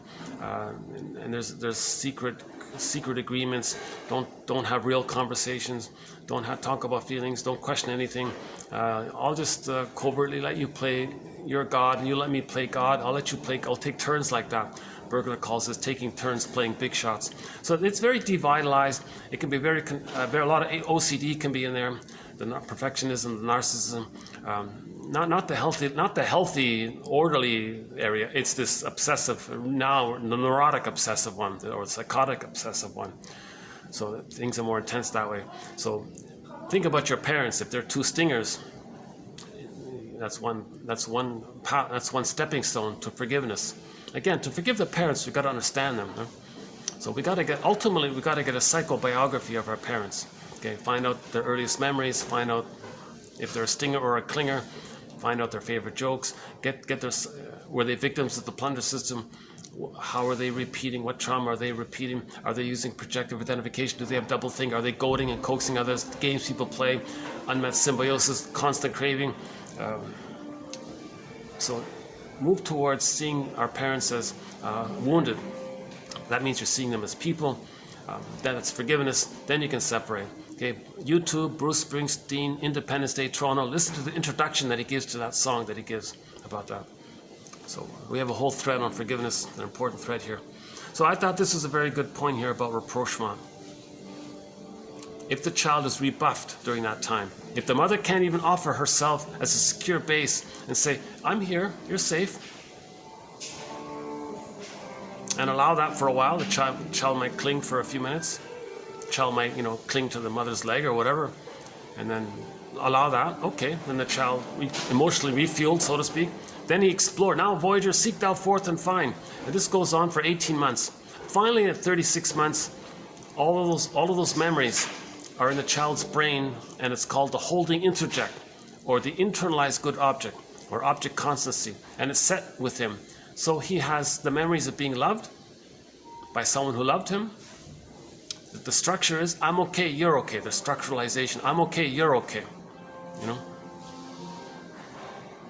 But if the mother refuses that, then he's stuck there. He'll be afraid to be successful. He'll be afraid to know his interests and have the capacities of the real self. Now, he's still kind of caring and helpful. He might be like someone like histrionic, maybe. For example, the character Joan Stevens in the sitcom I Married Joan. She was pretty caring and intelligent and competent, but she wasn't really successful. She would sabotage things because she thinks she's no good. She wanted reassurance from the husband all the time because he's good and she's no good. And she's a little chaotic that way. So there can be the codependent, histrionic version of the codependent pattern as seen in the character Joan Stevens in the sitcom I Married Joan. I've just started season 2 of that one. Get back to this whole structured area. You got to be careful with her idea about somebody being better structured or more structured versus someone being less structured or understructured or unstructured. You got to understand in the context of internal object relations theory that way. So the next two are about about Blanc's theory about the structuring area. Okay, in the quote unquote more structured client, let's say, there is sufficient distance between self and object representations for the therapist to be able to make an interpretation across the chasm of separateness. So there's a me and a you. I'm not you, you're okay. So there's differentiation has taken place. They know where he begins and ends, and they know where they begin and end. There is that model, right?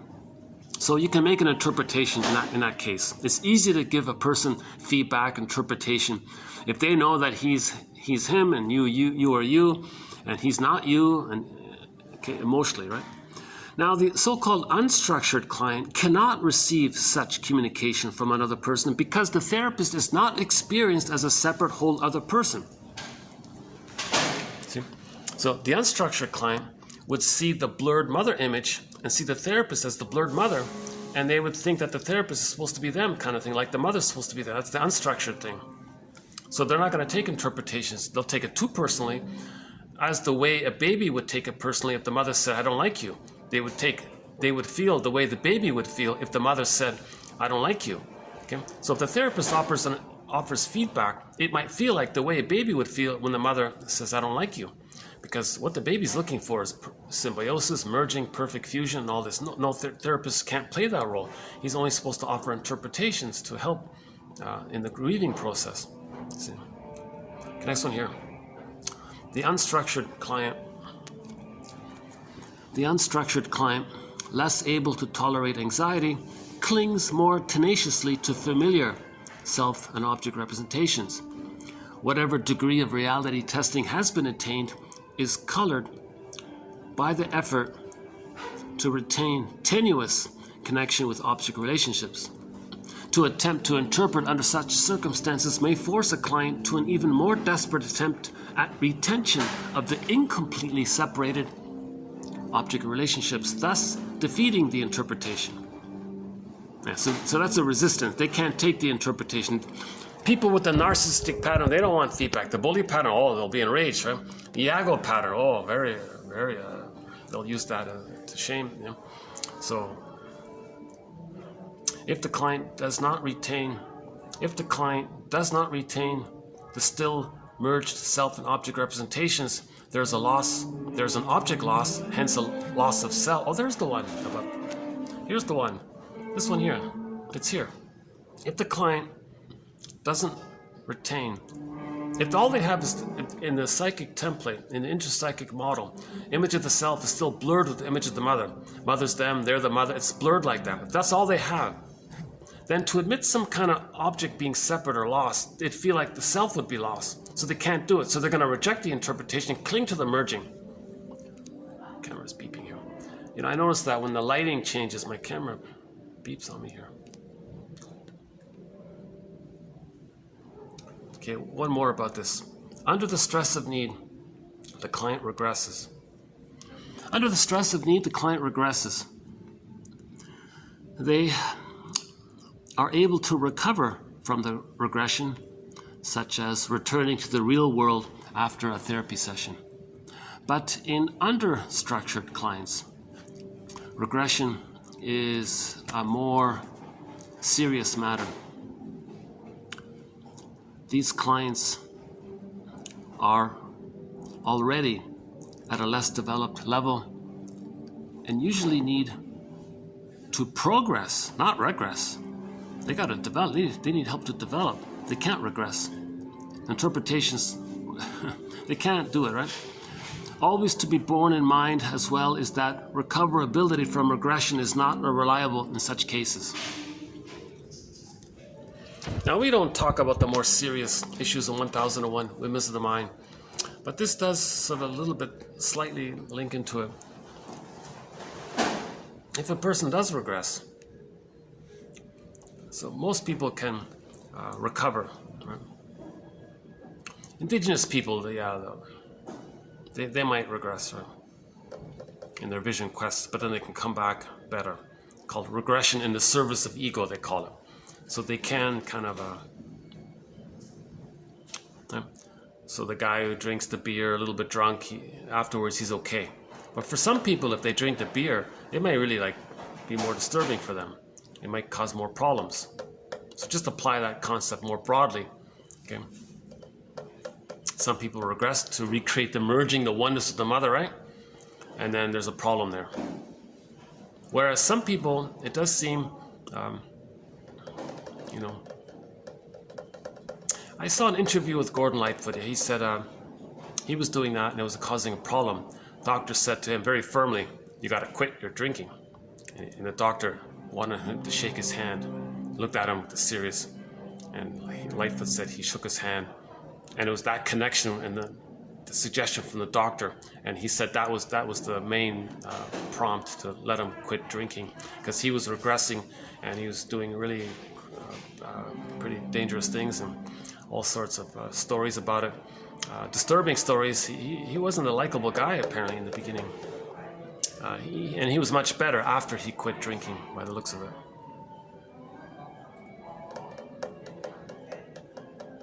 So he was regressing and he was going to lose it, right? Like some famous rock musicians, they lose it kind of thing.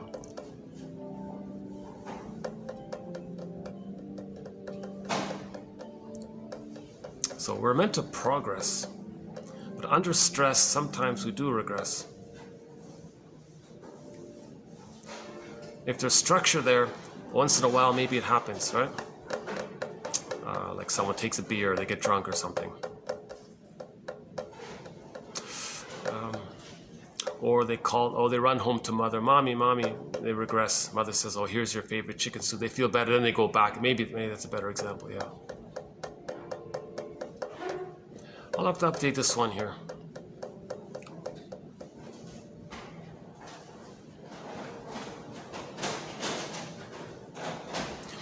Any kind of substance someone takes, I think what I'm trying to say is any kind of artificial stimulant substance someone might take, it's going to make them regress.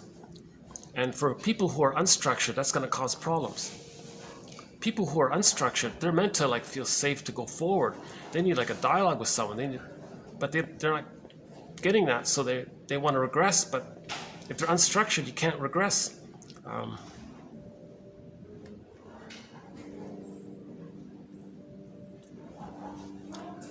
Okay, just a couple more. Let's see if I can get this in before I got my battery here. Oh, jeez, I only got like 10 minutes here. Okay, let's just quickly do the rest of them. Okay, let's do the rest of them. Okay, that one's a tough one. That's a triggering one. That last one there. I'm gonna have to come back to this last one here.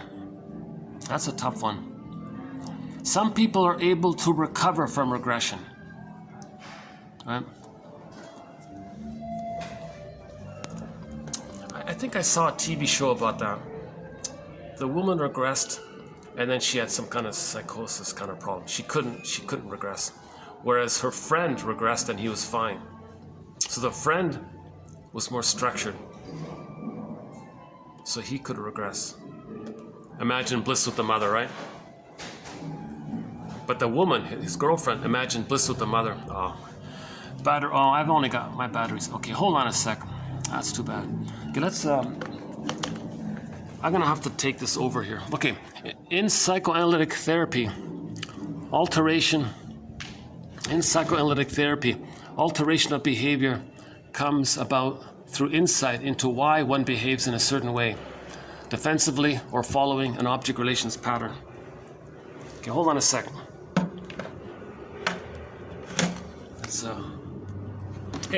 Let's do this. Let's see if I can get you to... Okay, read this. Give me 5 minutes to set up here. I gotta plug in the thing. Can you see it? Wow. Does it show up here? Okay, read these.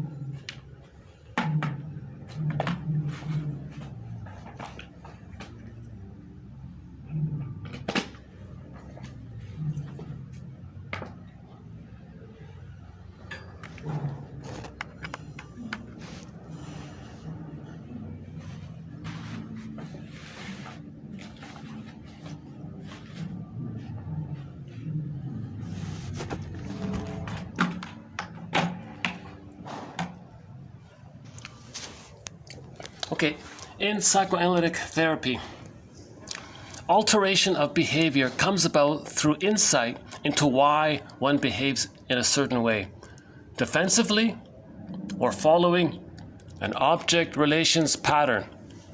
Okay. So there's that therapeutic turning point. If we are repeating an object relations pattern, that's the therapeutic turning point, the moment we see that we are recreating, reliving, reenacting an object relations pattern. Okay? Object relations pattern. Ro, ru, CCRT, role reciprocal procedures. Okay. Role responsiveness, projective identification. What are we trying to induce in another? What kind of role dynamic are we trying to recreate in the present? That model, how are we trying to distort the present to fit the model? That moment, that point of reflection of when we're doing it, that's a therapeutic turning point. So you're saying the same thing here, right? And here's a complicated thing. If it's unstructured, then there's a more emotionality. If it's structured, it's easier to do, right? Okay. Some clients try to lull us to sleep. They drone on and we get sleepy. The analyst thought about why he felt sleepy and realized that the client was lulling him. He pondered why the client needed to do this. He came up with one hypothesis. One hypothesis was that the client feared the therapist's emotions and felt more comfortable if they were toned down. Okay, here's an interesting, I don't know. I have a huge question mark about this. So people who are boring, they drone on, and you feel sleepy when they're talking. Maybe the client unconsciously thinks that just as the mother soothes the baby, lullaby, right? Lull. So maybe the guy is the client is afraid of the therapist.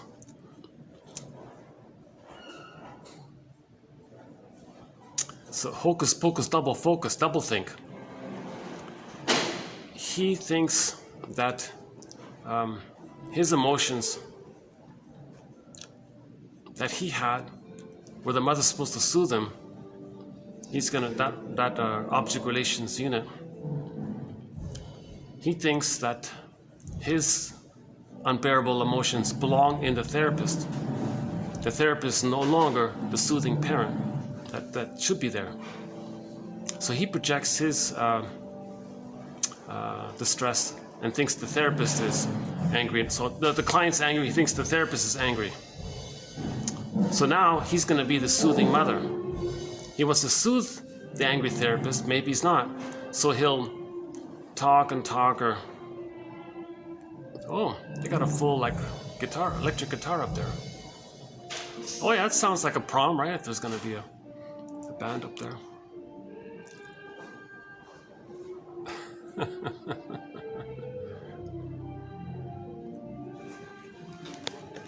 Okay, we'll pick up on that one. See, the other quote about the countertransference, it's called countertransference. If the client makes the therapist sleepy,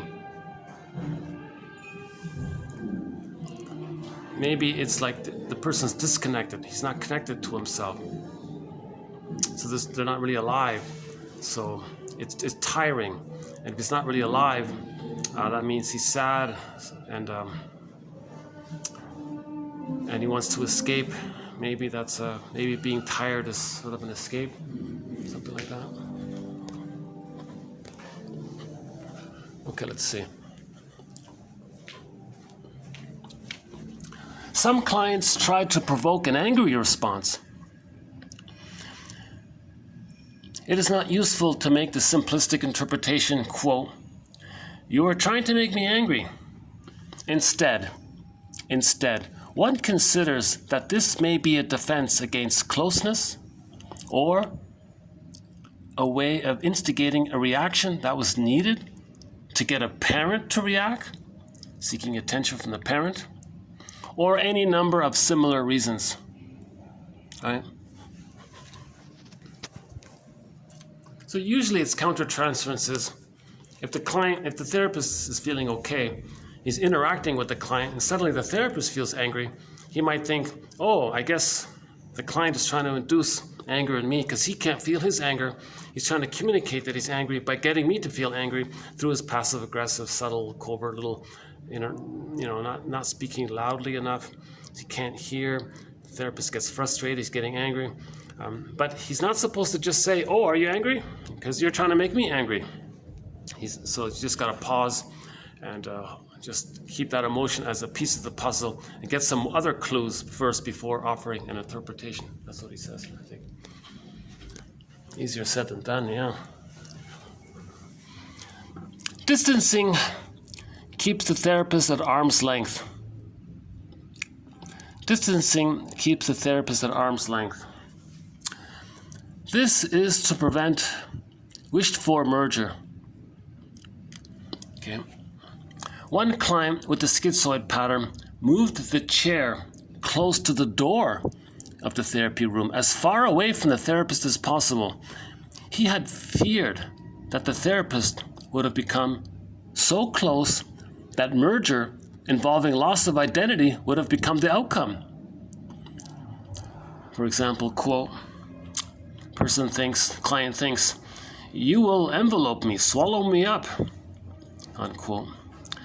Such clients require a long time with the therapist before they come to the realization that it is not the therapist's need to envelope them, but that they are defending against their own wish. Yeah, so some unstructured clients are looking for merging, but they're afraid of it. So they say, well, the therapist wants to merge with them. They'd be very angry at that. Now, some clients are looking for merging, so they might sit very close to the therapist if they trust them or something.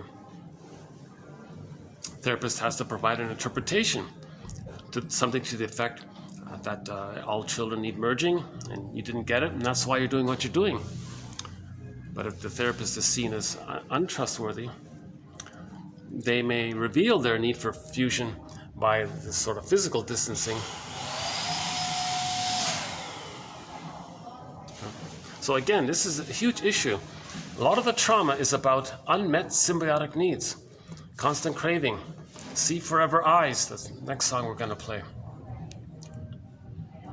The mother's supposed to offer a merging that later on we can describe in that song where the guy looks into the girl's eyes and he thinks that he's looking into a woman who has timeless eyes, and he's entranced in this state of timelessness. That timelessness is the merging, you know.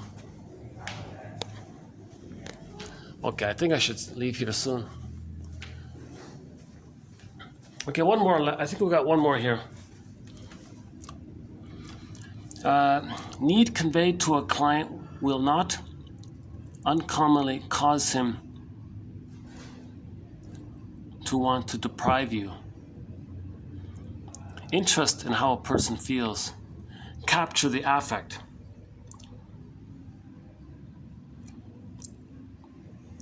Okay, let's just finish it there. Capture the affect. So the therapist is meant to notice the emotion. Okay, so-called even hovering attention. Don't like or dislike. No countertransference. Just notice the affect. Take an interest in how the person is feeling. If the client, here it is. If the client senses that the therapist isn't analyzed and that the therapist has needs on the client, then the client will immediately deprive. No, you're engulfing mother, you're demanding mother, you're the impossible to please mother. So he'll deprive the therapist if the client projects the engulfing mother onto the therapist. So if the therapist does have some unanalyzed areas, and he wants something from the client. He wants to use the client to be seen for mirroring or soothing or etc. If the client senses that, then he'll resist and deprive. I'm not giving you that. You want something from me? No. You're like the mother who wanted all this from me. So they'll be depriving. So the role of the therapist is not to have any needs on the person, because that just replays how the mother had needs on the child. That's called the Jocasta style of mother. Some mothers use the child to meet their needs. That's called the Jocasta style of mother. Mothers are there to meet the needs of the baby, not the other way around. That's the problem, right? So if the client perceives that the therapist wants something from them, it triggers how the mother demanded all these things from the child. Then now the child is going to be in rebellion against the mother, seen through the proxy projection into the therapist.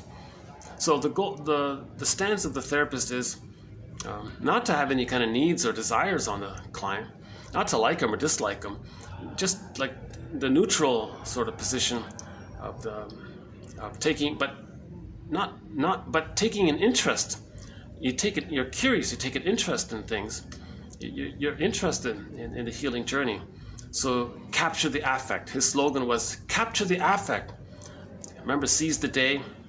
Well, capture the affect. I mean, notice, identify the emotion that's going on. That kind of thing. What is it? 2:20. Oh yeah, I really should get going here. It's 4 o'clock. Yeah, I said I'd leave at 4. It's already 4 o'clock. Maybe I can finish this downstairs.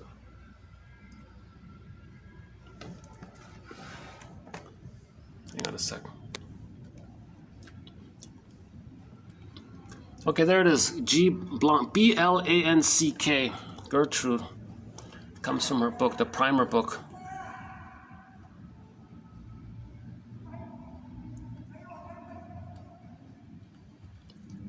Just thinking about a song to play. Should we play a song?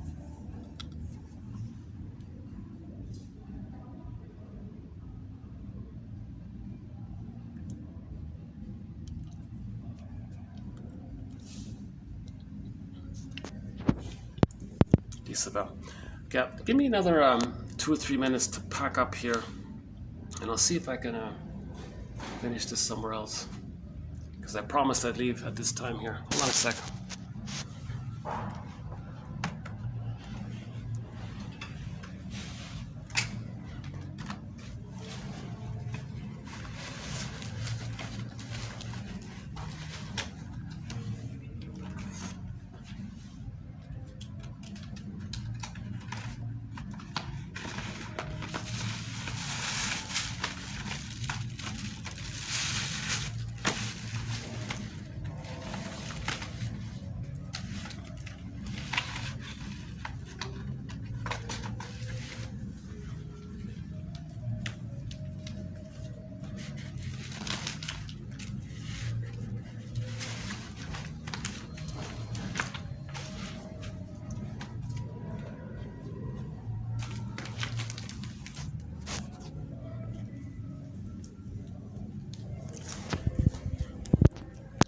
I'll take the elevator here.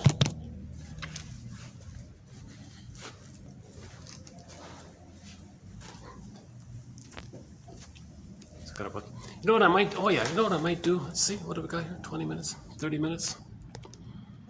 If I can find a spot, I'll finish up yesterday's 25 points, 35 points. Hey, this is the first time I can take a peek in here. Let's see. This is the other, oh yeah, that's another function. Okay, never mind.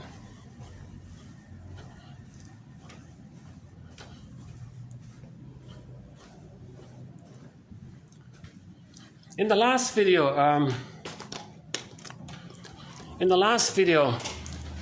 I was in the middle of the 35. Let's try this one. Let's see if I can go there. In the last video, I was doing the 35 ways repetition compulsion can be seen in the present collectively, how it looks collectively. And it ran into the 4th hour, but I didn't quite finish. So I'm wondering, let's see.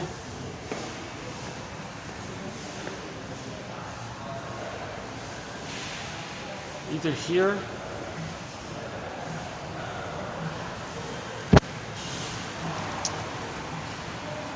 okay, maybe here or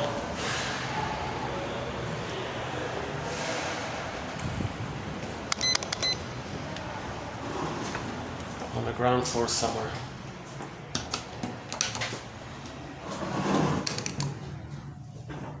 Oh, there's the front desk right here. Okay.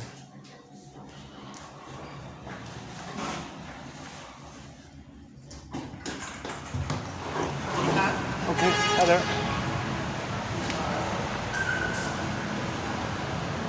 Yeah, okay.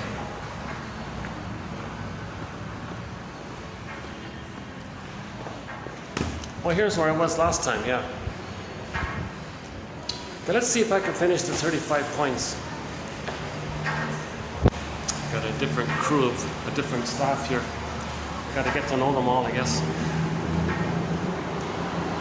Okay, hold on a sec. Let me get out the...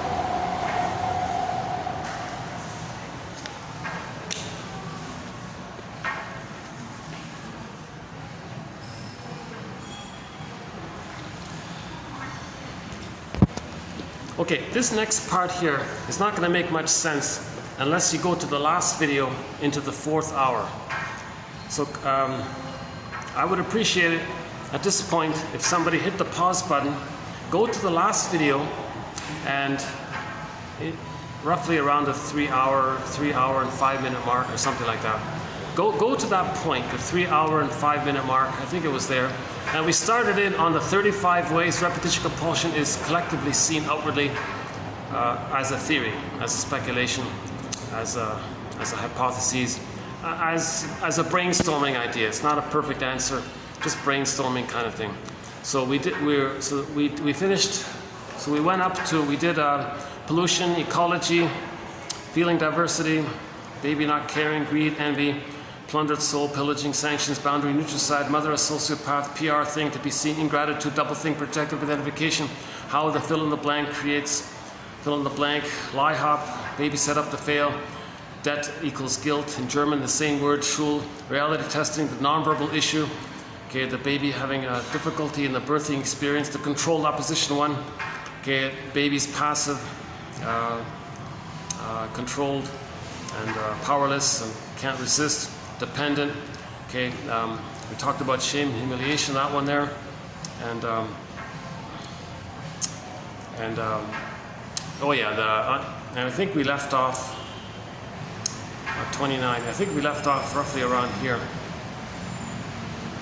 number 29. So we got 5. So we got 5 more left here. So I'll use this remaining time to finish the 5 here. So we did roughly 29 in the last video. So I'll do the remaining 5 or 6 here.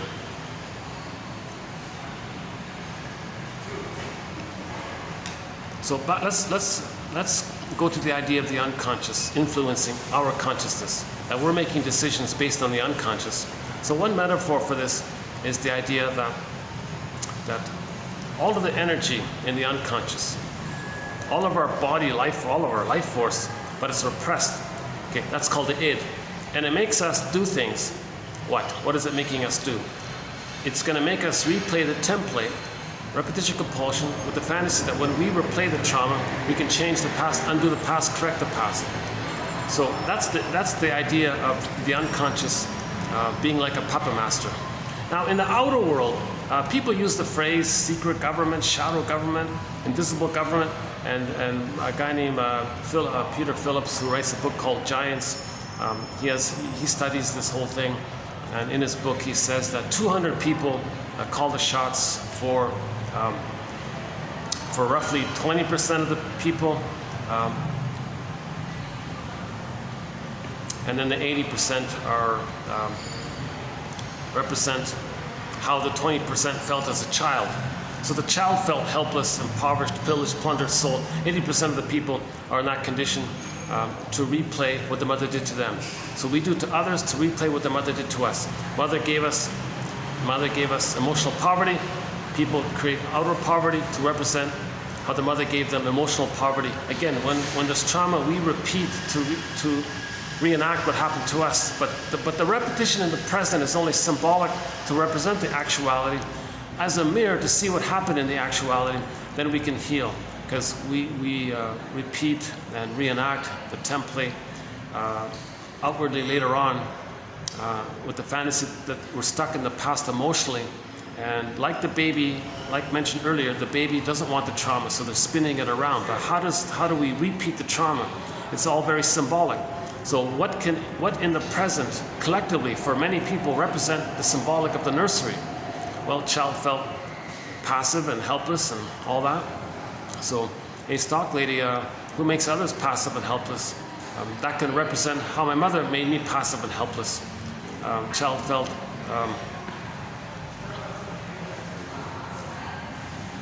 child didn't get the maternal experience. That can lead to... Okay, the last video, I can't summarize. The last video in the beginning at the 3 hour and 5 minute mark, we did points 1 up to 29. And in the middle of 29, the video cut off. So here's 29 again. We may consider the idea that there is such a thing as an unconscious making us do things that we're not aware of, but the unconscious is aware of it. So our own unconscious might be referred to as our own individual, personal, secret government, invisible government, shadow government, making us do things, and we're the puppet. So Bergler calls this the puppet master, and we're the puppet. Okay. So the idea is that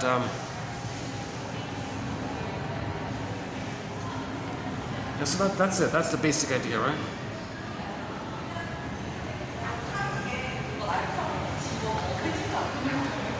That just as we may see outwardly, there might be some invisible 200 people calling the shots, according to this professor from Sonoma University in California, and they tell everyone what to do, and we don't know who they are.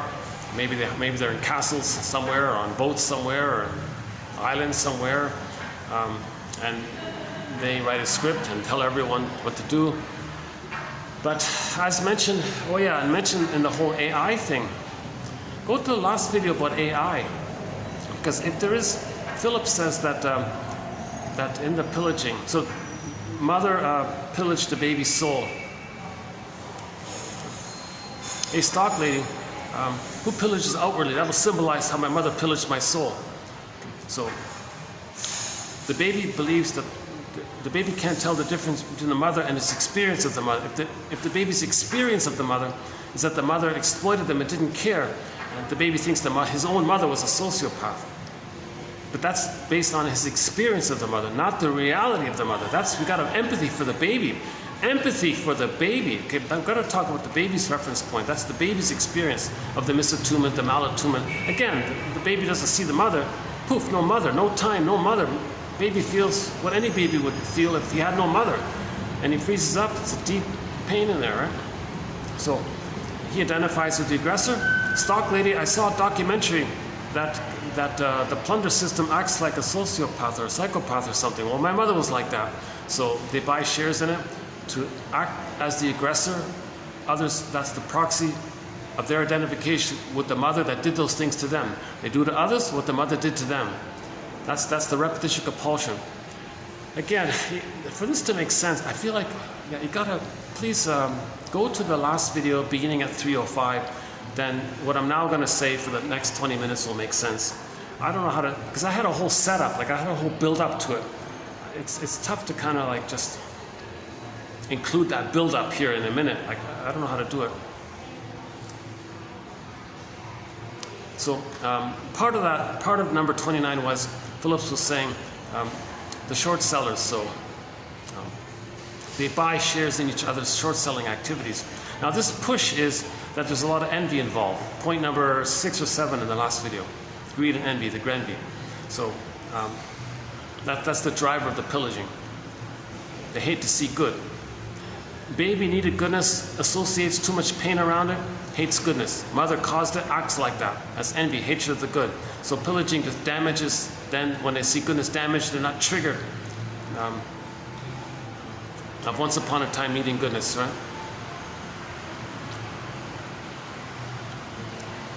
The one disadvantage of this, I like this spot, not a bad little spot here.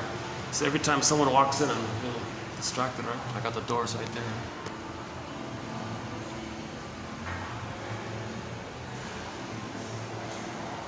Yeah, I bought that I bought it yesterday. I bought a coffee here in that shop over there.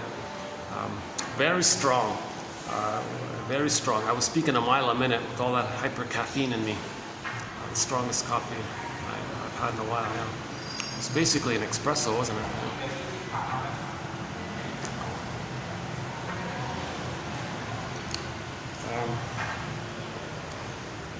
So he was saying that that this push to pillage and plunder and destroy and greed, envy and pollute and destroy the ecology, because the child's ecology got destroyed. The child's feeling diversity got destroyed. So they want to destroy that diversity outwardly. The ecology with the mother that was needed got destroyed. So they destroy the ecology outwardly. The baby's need to send out the distress, the waste, and get soothed, that's destroyed. So they pollute and they want to get a profit from it. And so on and so forth from 1 to 29. So to entrench, so collectively that's going to be seen where short sellers buy each other's shares. So short seller A buys the shares of short seller B, the two of them buys the shares of short seller C, the three of them buys shares of short sellers D, E, and F, and they buy the short sellers, the shares of short sellers A, B, C, D. So they all own each other's shares. That kind of puts a push. I heard somebody say they even want to enforce the push. They call it their euphemism is the fiduciary responsibility to make maximum profit. That's this push and the greed and the envy. So that's like this compulsion to replay and reenact what happened to them by the mother. They become the mother. So this push is this unstructured psychic structure of not being loved by the mother, and that this push can be reflected in this so-called demanding others to be greedy and envious, because that's the loyalty to the mother, because the mother pillage them. They want to be the pillager, stay loyal to the mother, attached to the mother, hence safe with the mother, hence the schadenfreude with the mother. So they don't have differentiation. So the more feedback, like that earlier quote, the more feedback they get, the more they're going to entrench that tenuous self and other immersion thing there. So to preserve that oneness with the mother, or needed oneness with the mother, even though it's traumatic, even though it's made up, to preserve that oneness with the mother, hence their safety, they got to act like her. They got to do to others what the mother did to them. So there's this push to get everyone to be envious, because if somebody is going to be nice, that's envious. No, you can't be nice. I'm going to buy your shares, make you be greedy. So they want maximum damage, so maximum pollution. Already 10 billion tons of plastic in the ocean. And in the last video we talked about reality testing. No, the planet is not a placenta. The planet cannot metabolize 10 billion tons of plastic being dumped into the ocean, which is the current case. And they're still dumping plastic and styrofoam in the ocean. No, now the baby, the placenta can metabolize the waste elimination. Okay, baby sends out its waste elimination through the two veins that spiral up around the center vein and the cord up to the placenta. The placenta literally metabolizes it, so that's fine. There's a trauma there, repetition compulsion. Okay, phantom placenta, reality testing. No, the planet is not a placenta. You can't just keep dumping pollution and let the planet somehow magically, perfectly metabolize it. No, it's permanent chemicals. Fish eat the chemicals, fish die and show up on the shoreline. And the beaches are littered with dead fish and things. It doesn't work. Okay? So this is the psychotic part of the personality, the unstructured personality, still in that nowness of lack of structure. So they don't care. The planet is the placenta. It's supposed to metabolize everything. So they're just going to keep on dumping. Okay. Similarly, likewise, the breast could satiate the baby's needs. The breast could satisfy the baby. If that's failed, repetition compulsion, planet breast, reality testing. No, you can't pollute endlessly onto the earth and still expect delicious, nutritious food and resources and supplies. In reality testing, right? So that was point number. Reality testing. That was point number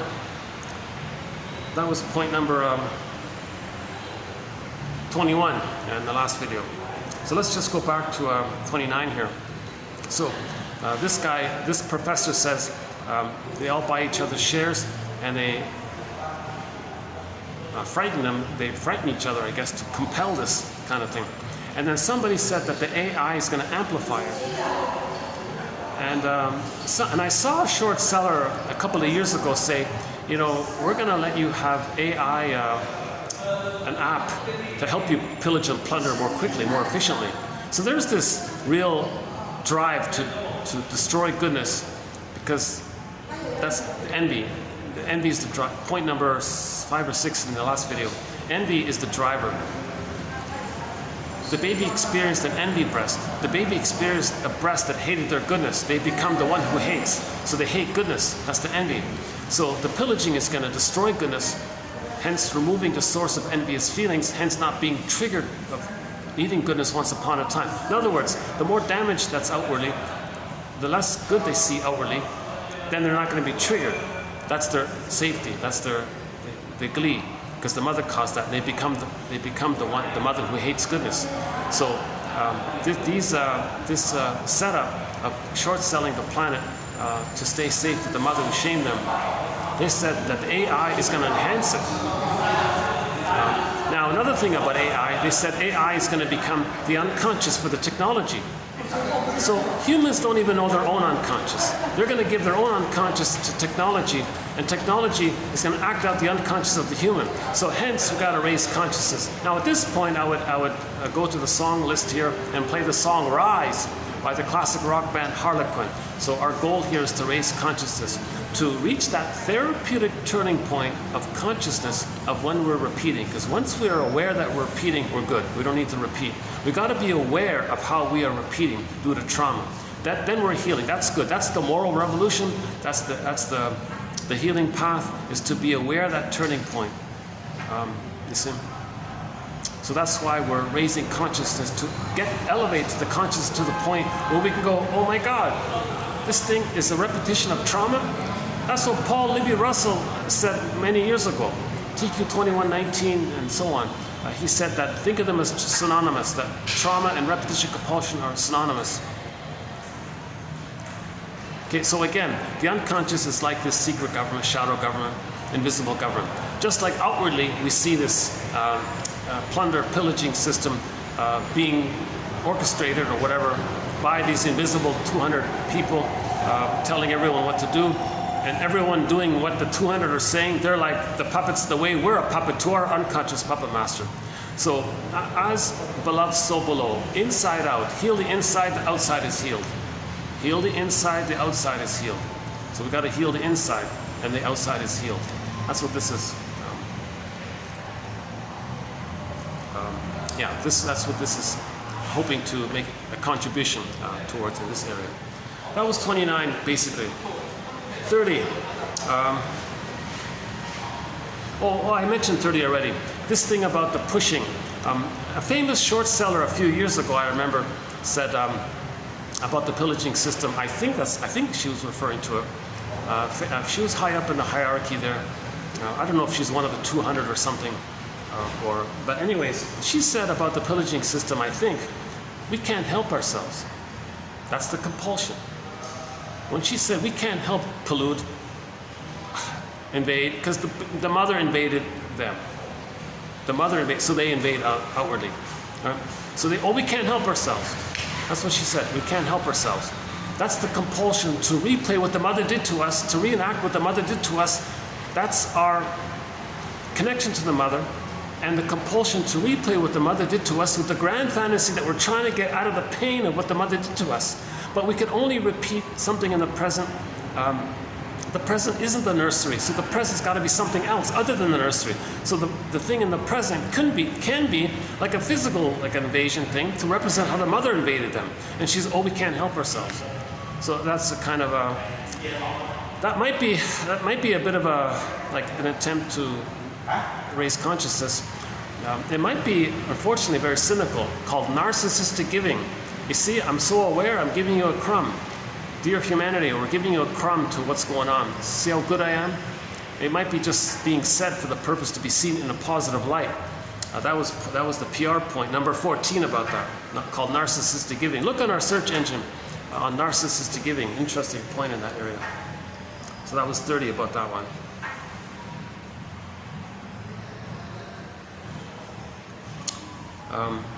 Okay.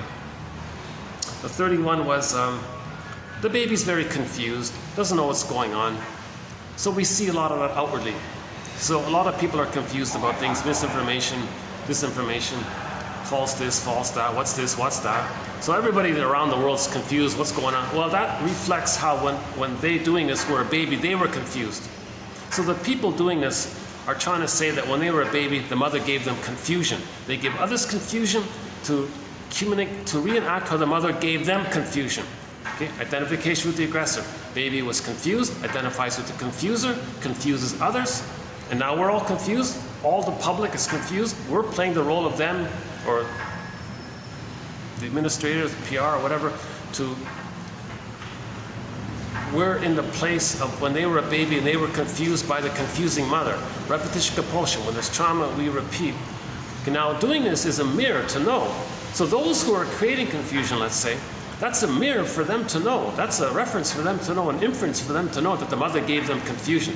If the mother didn't give them confusion, if the mother gave them genuine love, they wouldn't be confused. Then they would be clear with others, kind of thing, in a healthy, helpful way, right? But you see, something like that. Okay, that was 31. 32. Benedek, Teresa Benedek, D-E-K. That one there. She said, as the mother sold the milk, if the mother's distressed and anxious and all this, lots of inner conflicts, unhealed, she said it affects the quality of the milk, the breast milk. The baby might spit it out, become colicky or something, because the mother is sending bad milk. The psychology and stress of the mother may affect the quality of the milk. The child might freak out and reject it, or he might have to accept it, and he's disturbed by it. Okay. Repetition compulsion. If that's the case, that person may pick up, as the aggressor, the person might pick up the phone, hey, stock lady, who gives people bad food? Who makes bad food? I received bad food from my mother. I'm going to be like her and give others bad food. Stock lady says, oh yeah, these fill in the blank, they create bad food. Oh, good. So that's their reenactment of how the mother gave them bad food. Now, as the victim, to feel safe with the mother who gave them bad food, they may eat bad food, ironically. So there may be sometimes when people who feel a need to eat, to be connected to the mother who gave them bad food, they may eat bad food. That makes them feel, my mother gave me bad food, here's bad food. So the bad food reminds them of the bad milk, as the mother sold the milk. Something like that. Or low quality, yeah, okay. So the baby got low quality food. Hey, stock lady, who creates low quality food? And they might like low quality. Now they may like high quality food.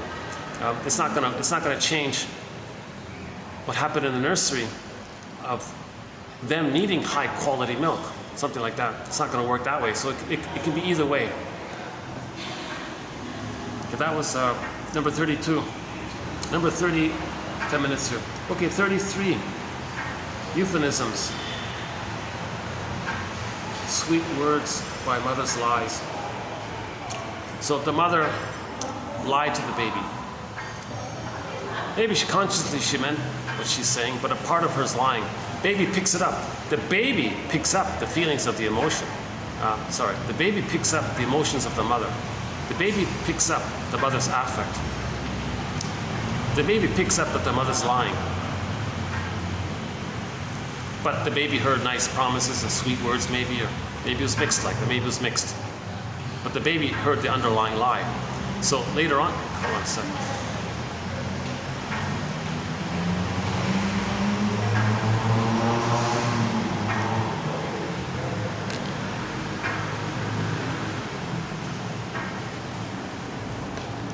Hey, maybe I can go down, hold on a second. Let's see. Maybe I can finish this down here. Hold on.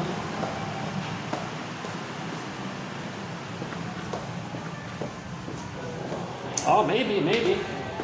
You know, I've never been able to do it down here. Let's see.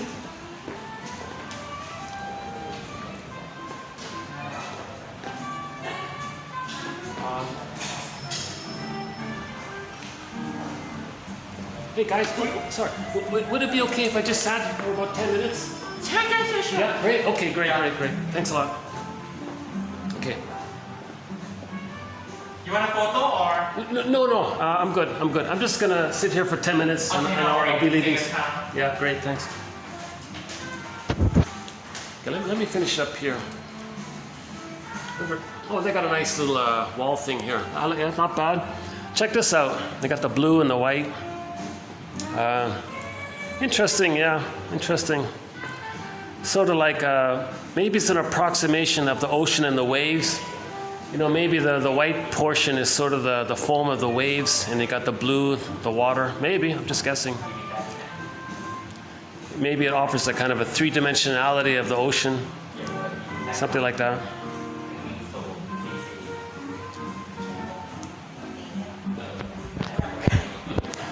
I startled him by accident. Okay, let's finish this. Okay, put the guy in. It's a little too close here.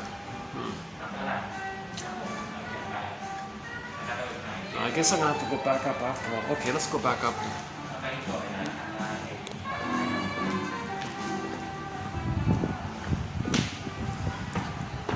Okay, let's go back up. Okay, next one here. Euphemisms. So we may hear a lot of sweet lies, right? In other words, for example, the indigenous people, right?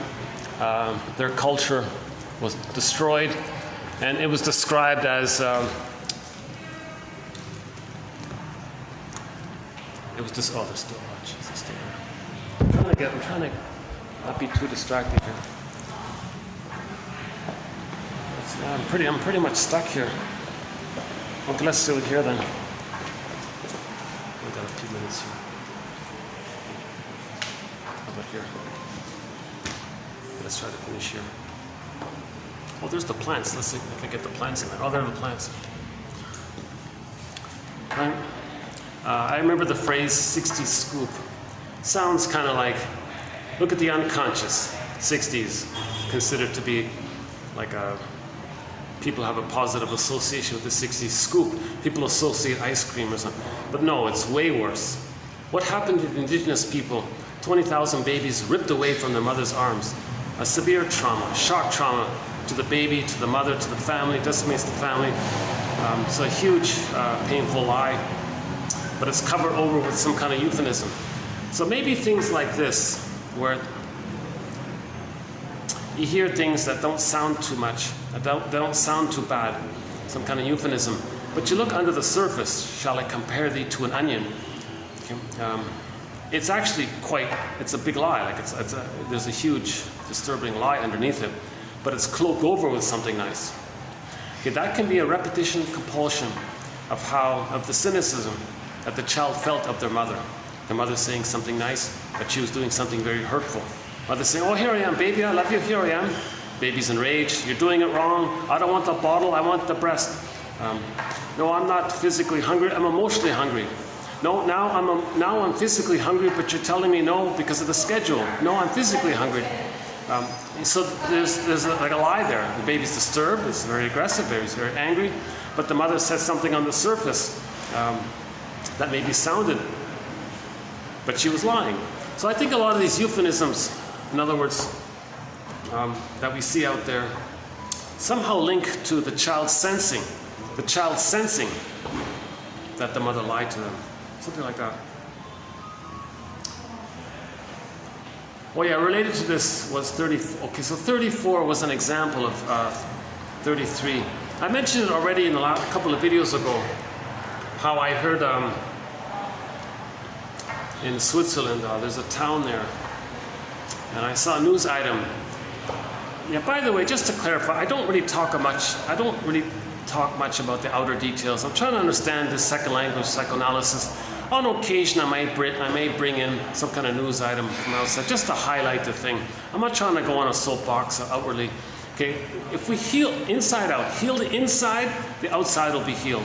So we've got to heal the inside. So if I do mention something from the outside, it's just to help heal the inside. That's sort of my focus there, my feeling, yeah. Yeah, maybe it slips. Maybe sometimes there's a slip. Maybe I am a little angry at the thing I hear outside. So maybe there's a little bit of both there. I haven't been analyzed, so my unconscious feelings are going to get displaced onto things. But by and large, I discipline myself by keeping, 99% of this material about psychoanalysis. There may be like a little slip here and there. So anyways, 34 was, I saw a news item a couple of days ago that in some city in Switzerland called Bern, never even heard of that city, they're entertaining the idea of legalizing something that I don't like this, that a famous singer sings about all the time. A famous singer openly sings about and glorifies and glamorizes and praises and she don't lie, how wonderful it is about a substance. So I mentioned earlier, in one of the quotes in today's video, I mentioned there was one where if a person regresses, it can cause a problem. That singer was promoting something that can cause that problem. Now in this city, they want to legalize it. So I looked up that song, and the song says, "Are you down? Are you blue? Your mother don't lie." Sorry, your mother lied. Remember your mother lied. Well, this substance he's selling, okay, it don't lie. Now that's the lyric of the song. All throughout the song, he says she don't lie. She doesn't lie, and he's associating with the product that he's selling indirectly in the song. This substance, he glorifies it, praises it. She don't lie. She don't lie. Feeling blue, feeling down, want to be happy. She don't lie. She's there for you. She's there for you. So there's a very disturbing thing taking place. It links in to how the baby felt lied to. So that's a cynical, sarcastic reenactment of the rage of being lied to, where the singer makes a song saying, "Hey everyone world, this don't lie, meaning i.e. my mother lied, my mother lied. And now that's disturbing to do that because he's hurting others doing it. Okay? Now a lot of people were hurt by that song, I'm sure. Because I remember as a child, as a teenager in the car, they played that song all the time. It was on a constant loop thing, and even on, you change the channel, you'd hear it. You change the channel, you'd hear it. If you drive for 2 hours or something, you'll hear it maybe at least two times, I think. They just kept playing that song every hour almost, in effect.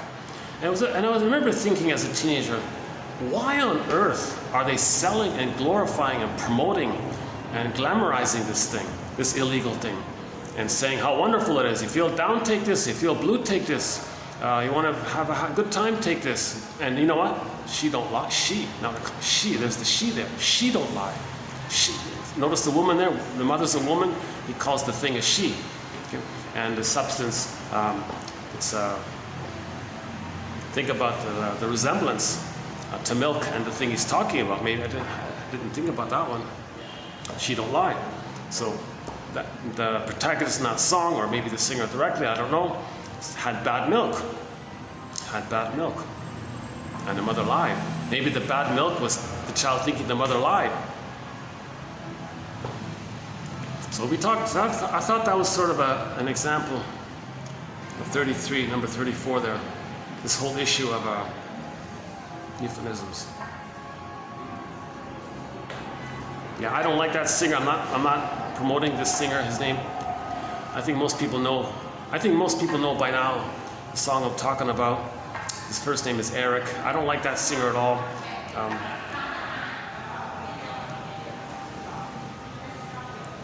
And that's his number one or number two big hit or something, right? And now in Switzerland they want to legalize it. That's going to hurt people because a lot of people are going to regress and it's going to damage them. Some people can't regress. A lot of people can't regress like that. And people do briefly and they catch themselves like Gordon Lightfoot did.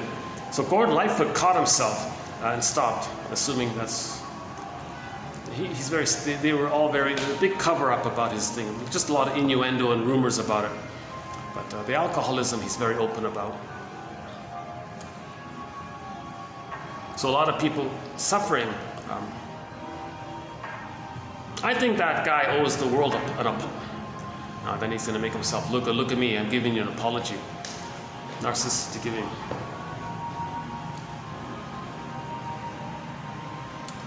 Okay, my point is the baby thinks the mother lied. Some of the lies we see outwardly are cynical and sarcastic, are cynical. Like that song by this Eric fill-in-the-blank guy singing that awful thing, saying how wonderful it is. Your mother was awful? Your mother let you down? This won't let you down. She won't let you down. He calls it a she. She won't let you down. Linking to how unconsciously a person felt let down by the mother.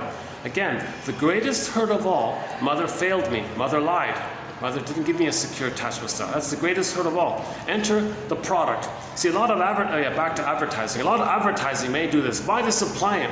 She don't lie. She will be reliable for you. You can trust her. Buy this product. He's doing the same thing with this substance thing. Right? Now, he didn't sing the song as a warning or say don't do it or something. He actually implied, he glorified it in a way. I'm sure he can talk his way out of it. He can make some excuse. That's the hedging thing. No. Okay, the last one here, 35. 35. I only got 2 minutes left here. If you're not in your body, you're not making sense, literally. So for 35, I was going to play Carl Sagan's clip about evolutionary gratitude, and then I was going to play Catch Epstein's song Diese Welt, and then I was going to end up with Kristen Wilson's song Ooh My Soul. Those three together, I think, are very helpful, are a very good musical, inspirational, intellectual summary of our real humanness. So Catch Epstein's song Diese Welt, this world, she says basically, you know, our world may just be a speck of dust in the universe, but hey, it's our speck of dust. And besides, all of the other specks of dust are too far away. So this is our world. So what do we want? Do we want our children to play on the beach? Or do we want dead fish on the beach? What do we want? Okay, evolutionary gratitude. The speck of dust, not too close. Our speck of dust, not too close to the sun, not too far from the sun, not too hot, not too cold, just the right distance for the microbes and the muck and the bacteria and the H2O and the oxygen, the water, life forms. Billions and billions of years for all of these life forms. Another billions and billions of years for more advanced life form. Then another billions of years for the monkey line. Then another billions of years for the hominid line. Okay. Now finally, Homo bodoensis. We used to be Homo bodoensis. It took us a million years. It took us a million years to adapt to our current. We're Homo bodoensis 2.0, called Homo sapiens. So we're Johnny-come-latelys, Carl Sagan says. And then recently, about 10,000 years ago, we became overstimulated, and now we're a traumatized version of ourselves. Okay, so Homo economicus. I prefer Homo traumicus or Homo traumaticus. So we got the idea, to heal ourselves. So let's have, first of all, let's have some gratitude for the overall context. We're on the right speck of dust. Of all the billions and trillions, of all the trillions and trillions of specks of dust on there, maybe it's just this one, and all of the efforts that Homo bodoensis had to go through to adapt and to evolve the cortex, which is now us. Let's have some gratitude to Homo bodoensis. Let's have some gratitude. So he was trying to emphasize this evolutionary gratitude, that it took billions and billions and billions of years for us to be here. Let's have some gratitude for this kind of thing. And when we became Homo sapiens, this was all from my understanding of the theory is that it all came about in what is now the northeast of Congo. This massive family, when we all developed the cortex, meaning we became Homo sapiens, and then we spread around. But we can all trace back to this family. Jane Elliott says we're all cousins.